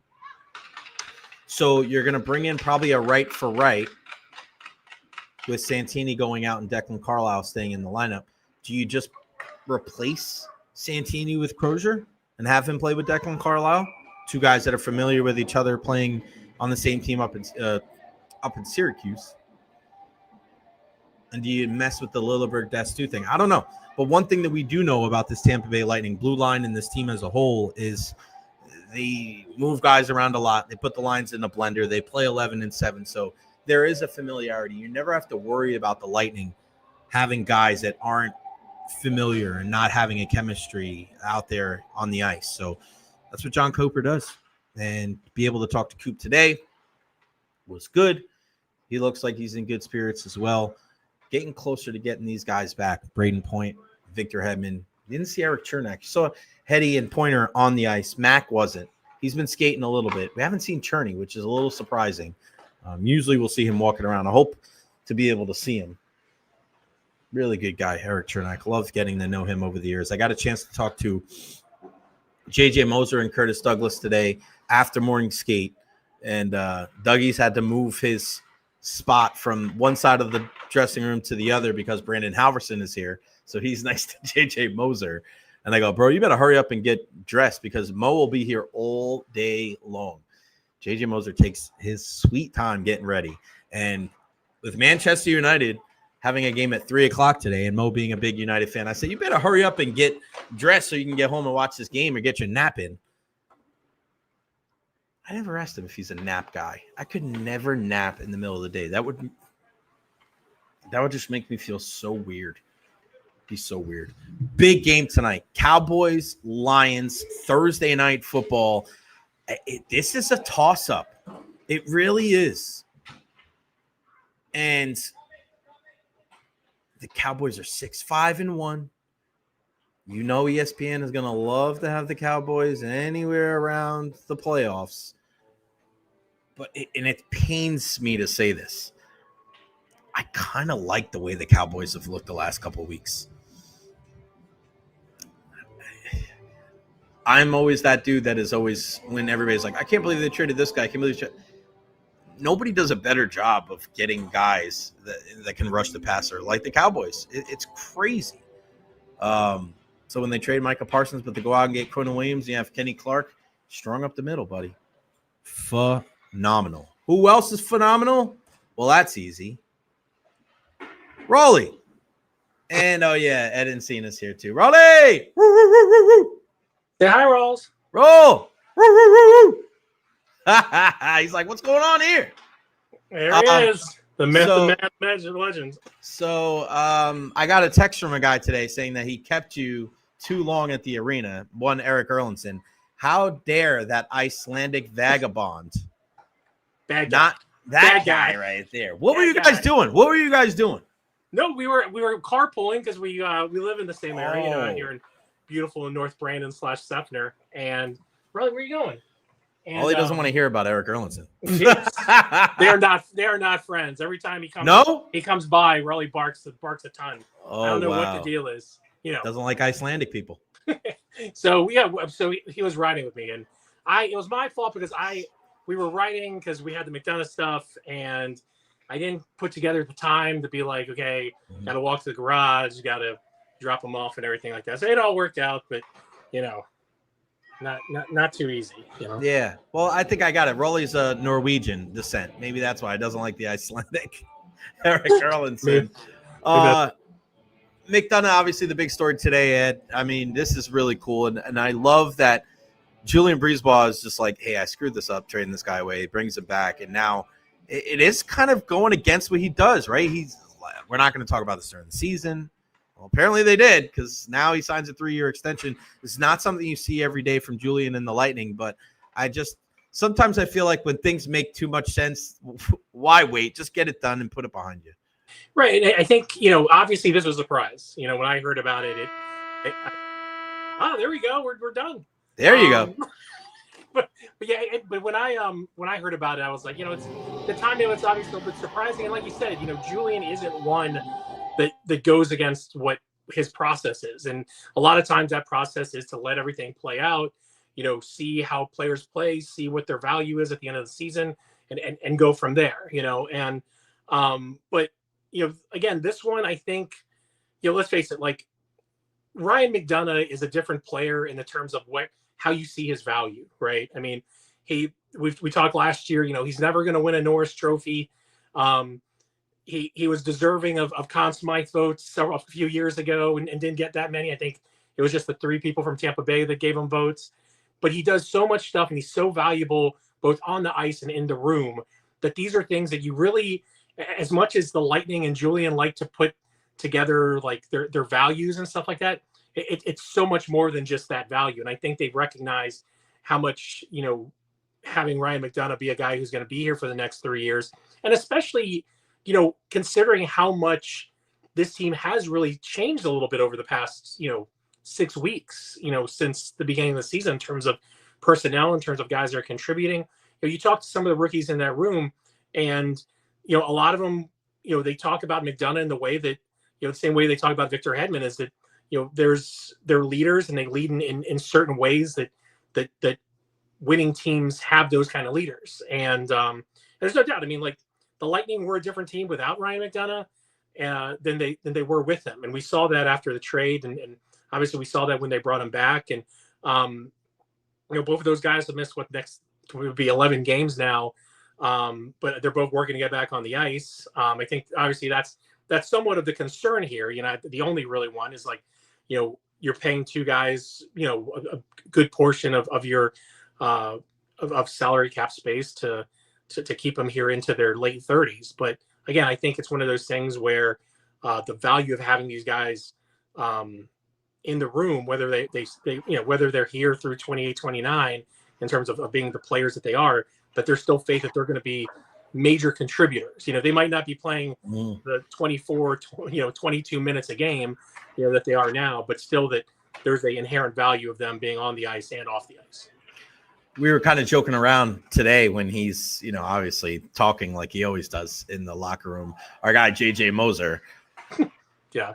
When I ask you this question of who's next, I feel like the first answer is JJ Moser. He's an RFA at the end of this year. I think he's been fantastic for the Bolts, and a huge reason why they really haven't slipped defensively with Hedman, with McDonagh, with Chernick, with Crozier being out. When you look at who's next up to possibly get a deal done, is JJ Moser that guy? Yeah, so the Mosier's an interesting case because, since he has RFA status and he's arbitration eligible and he's having the kind of year that he's having, he can choose to like play it out and maybe get a benefit from it because, an arbitrator, he has the availability of an arbitrator deciding his salary. Now, having said that, if JJ Moser wants to get it done and wants to get that out of the way, with the Lightning knowing that he's going to receive a significant raise, that he would receive a significant raise through the arbitration process, but maybe extend him a little bit longer, maybe give him one of those, 5-6 year kind of deals, maybe even 8 if they've done over the course. But JJ's a so young player. I think he's 24, 25 years old. So, and obviously he's shown how well he fits here.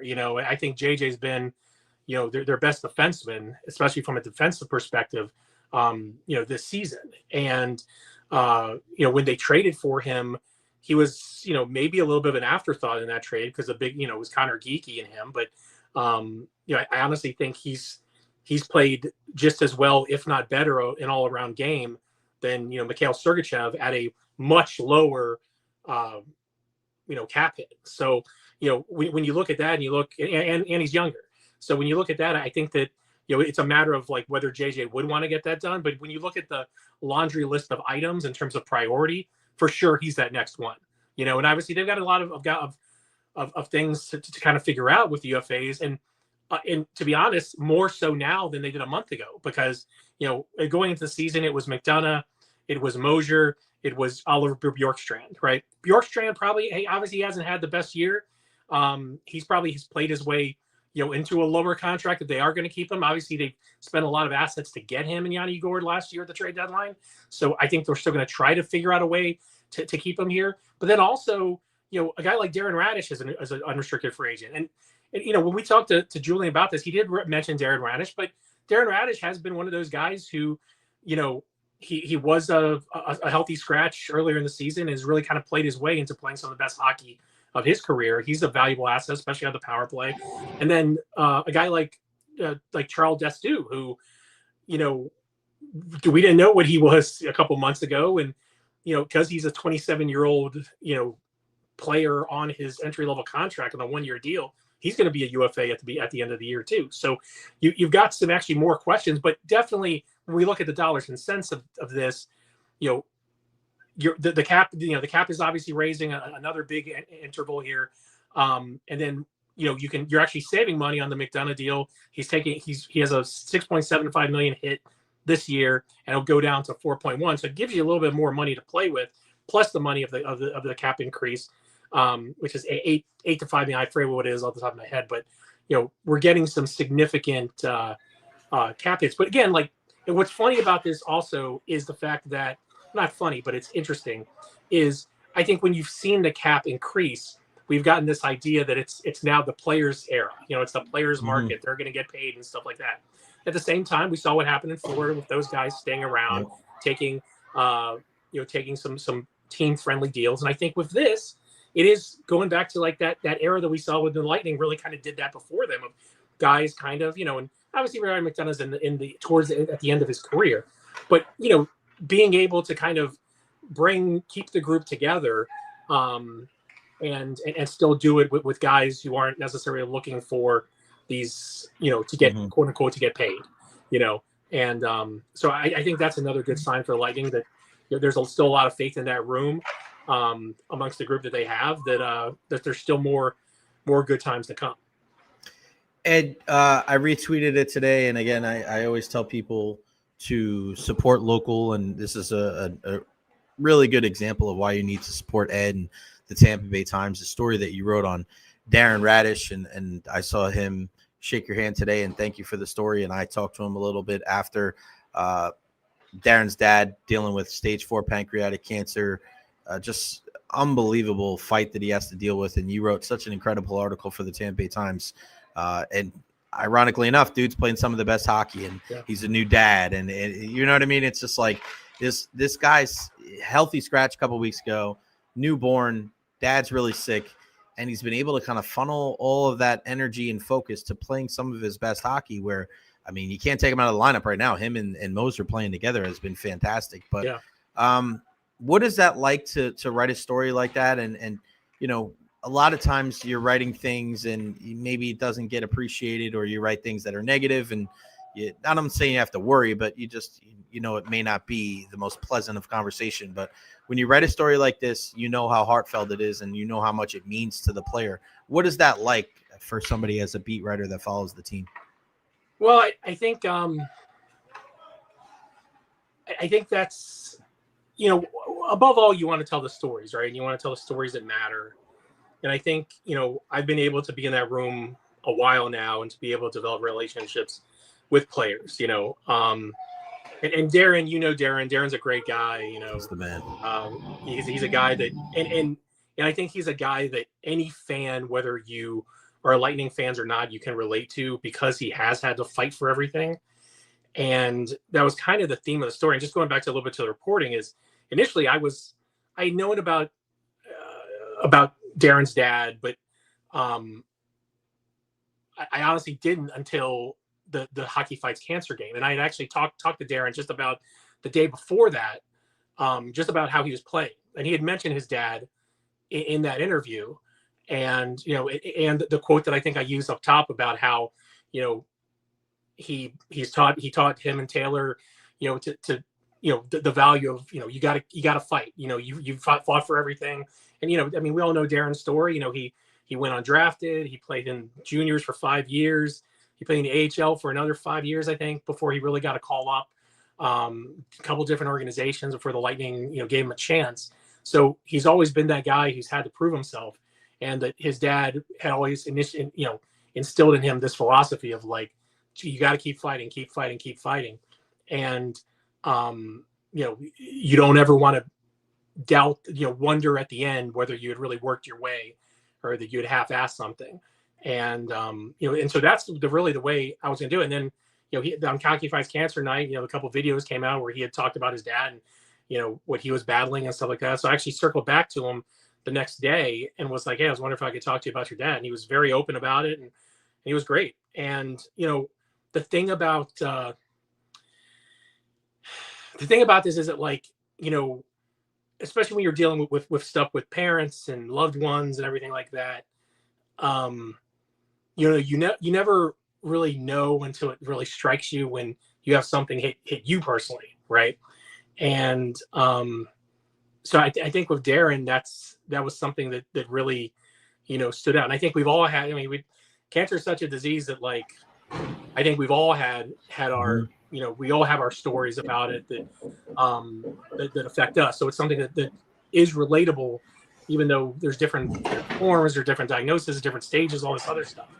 But yeah, so I just, I circled back with him, and he was great being really open about it. And, again, then you come back and gather all your reporting, and, you really try to write the best possible story you can that can really inform people. But also, when I write stories like that, I want people to feel, I want people to, almost feel like what that might be like, and I think I think Darren was, and again, you're only as good as the way, as much as the guy wants to open up to you as well. And, Darren was great with it. And he was, just talking about his father, talking about himself, talking about, just his career and everything like that. And it's amazing to see what he's doing right now, given all that, because it's got to be a distraction. He was able to go with Taylor up to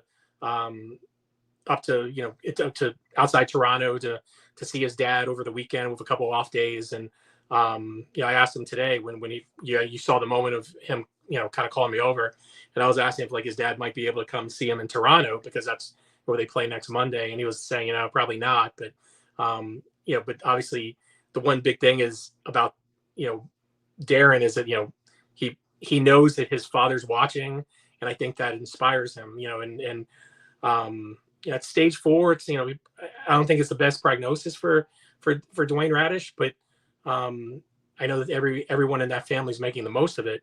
And, So, but again, it's one of those stories that you really want.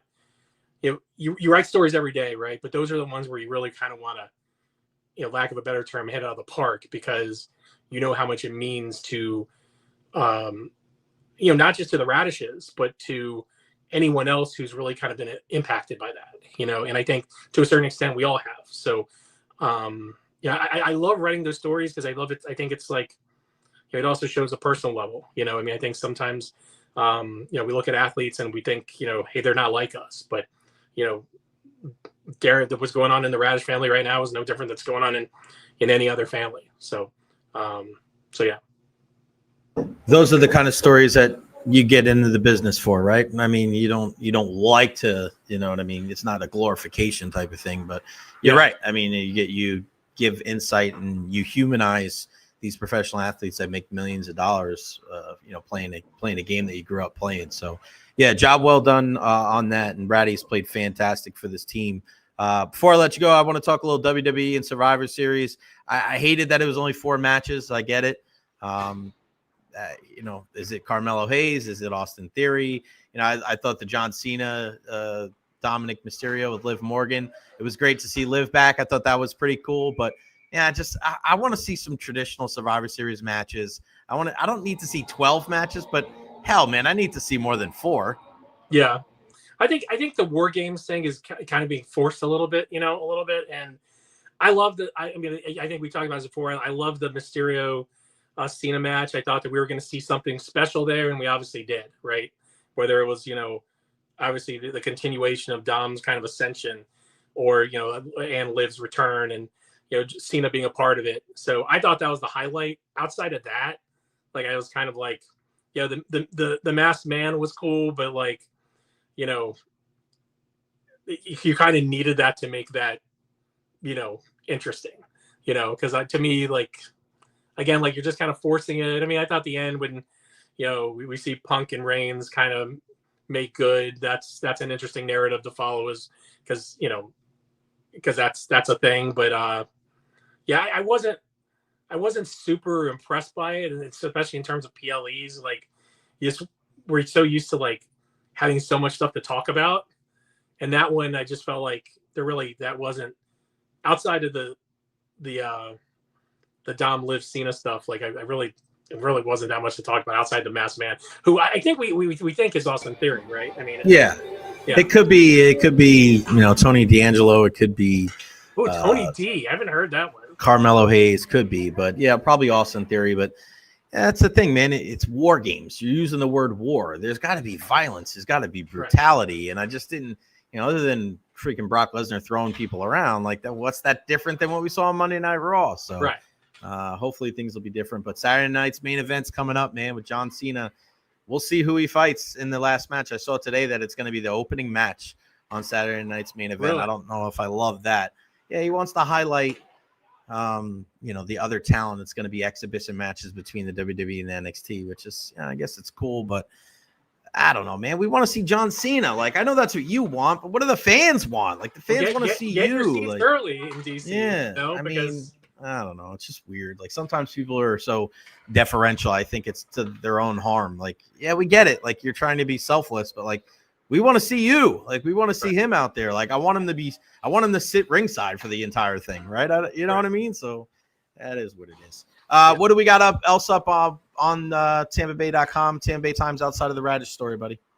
Yeah, well, we got so we got some games coming up, right? Yeah, buddy. I mean, I think, it'll be interesting to see, not just how they play tonight, but also, on Saturday.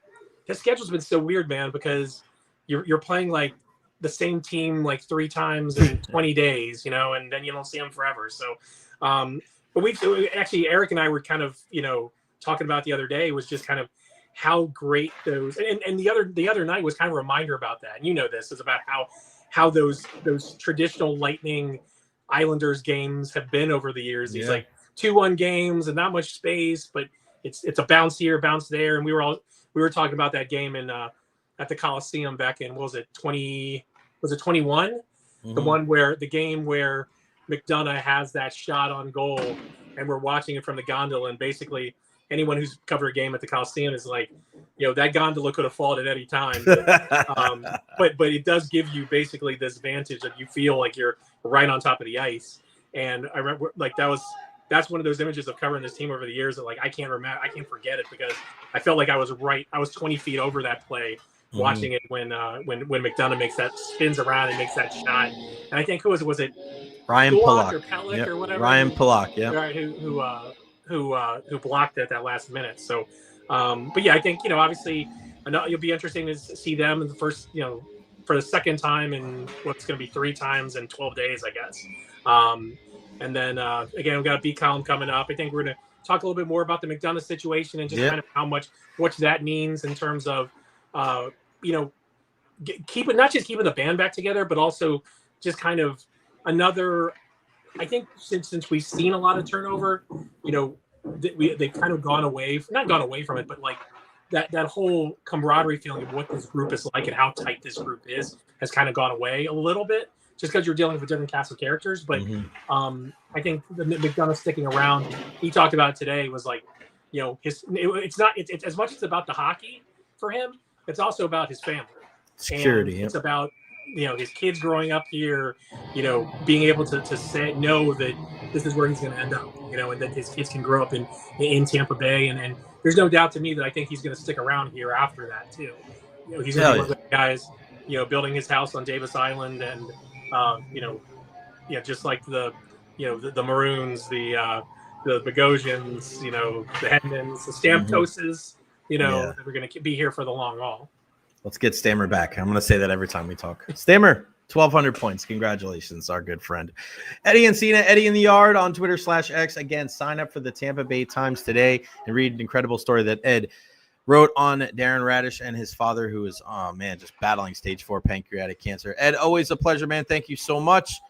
Take a nap. I'm going to go outside because I'm freezing my ass off over here. And I'll see you tonight, my friend. Thank you. It's toasty out there. No jacket. It's toasty. Oh, jeez. All right, how am I going to warm up? All right, pal. Thanks, I'll man. See you. See it. The original Loose, Ed Encina. He is the man. Always enjoy chatting with him about hockey and all things WWE. But yeah, guys, I can't stress enough. Support local. This is the time of year too. You don't know what to get somebody. Get them a subscription to Tampa Bay Times, man. Support local. It is so important with all the different stories that are going on with the Bucks, with the Lightning, with the Rays, with USF, with the Rowdies, with the Sun, with everybody. Support local, man. You don't realize how much of that helps. Saw a story the other day of people complaining about one of the teams. I think it was like the Timberwolves or something. It was like, oh, no local media travel on the road. Like, it's not up to the writers. It's up to the companies, right? And certain things are dying off and they don't have a lot of money going in. They can't send these people on the road. So we got to do our part to help whenever we can. All right, guys, that's going to wrap it up for me today from Benchmark International Arena. I love you all. Thank you so much for the support, especially our guy Eddie with the $5 super chat. You're the man, Eddie. Thank you very, very much. A big thank you to Ed Encina for joining us on the program. Jim Lighthall from USF on the program as well. Tomorrow, Dr. Carlos Rodriguez with the EverHealth injury report at 12:30. So you're not going to want to miss that one. We'll talk Mike Evans. We'll talk Jalen McMillan. We'll talk Tristan Wirfs and Benjamin Morrison. So, yeah, that should be a lot of fun. Make sure you follow me on all social media platforms. Facebook, YouTube, Twitter, Twitch, TikTok, Instagram. Like and subscribe on YouTube. Got to get up to 2,000 subscribers by the end of the year or my nephew is going to disown me. He's an Islander fan, so I'm going to be talking mad smack to him on Saturday, just like I was talking smack to my nieces because they were cheering for the Rangers last Saturday. No Christmas gifts for you. Uncle Jay loves you. I'm only kidding. I love all of you out there as well. Thank you so much for tuning in. Back home at the home studio tomorrow. It's a Friday. This week has flown by. I appreciate you all. I love you all. We'll see you tomorrow at noon right here on the Jay Recher Podcast.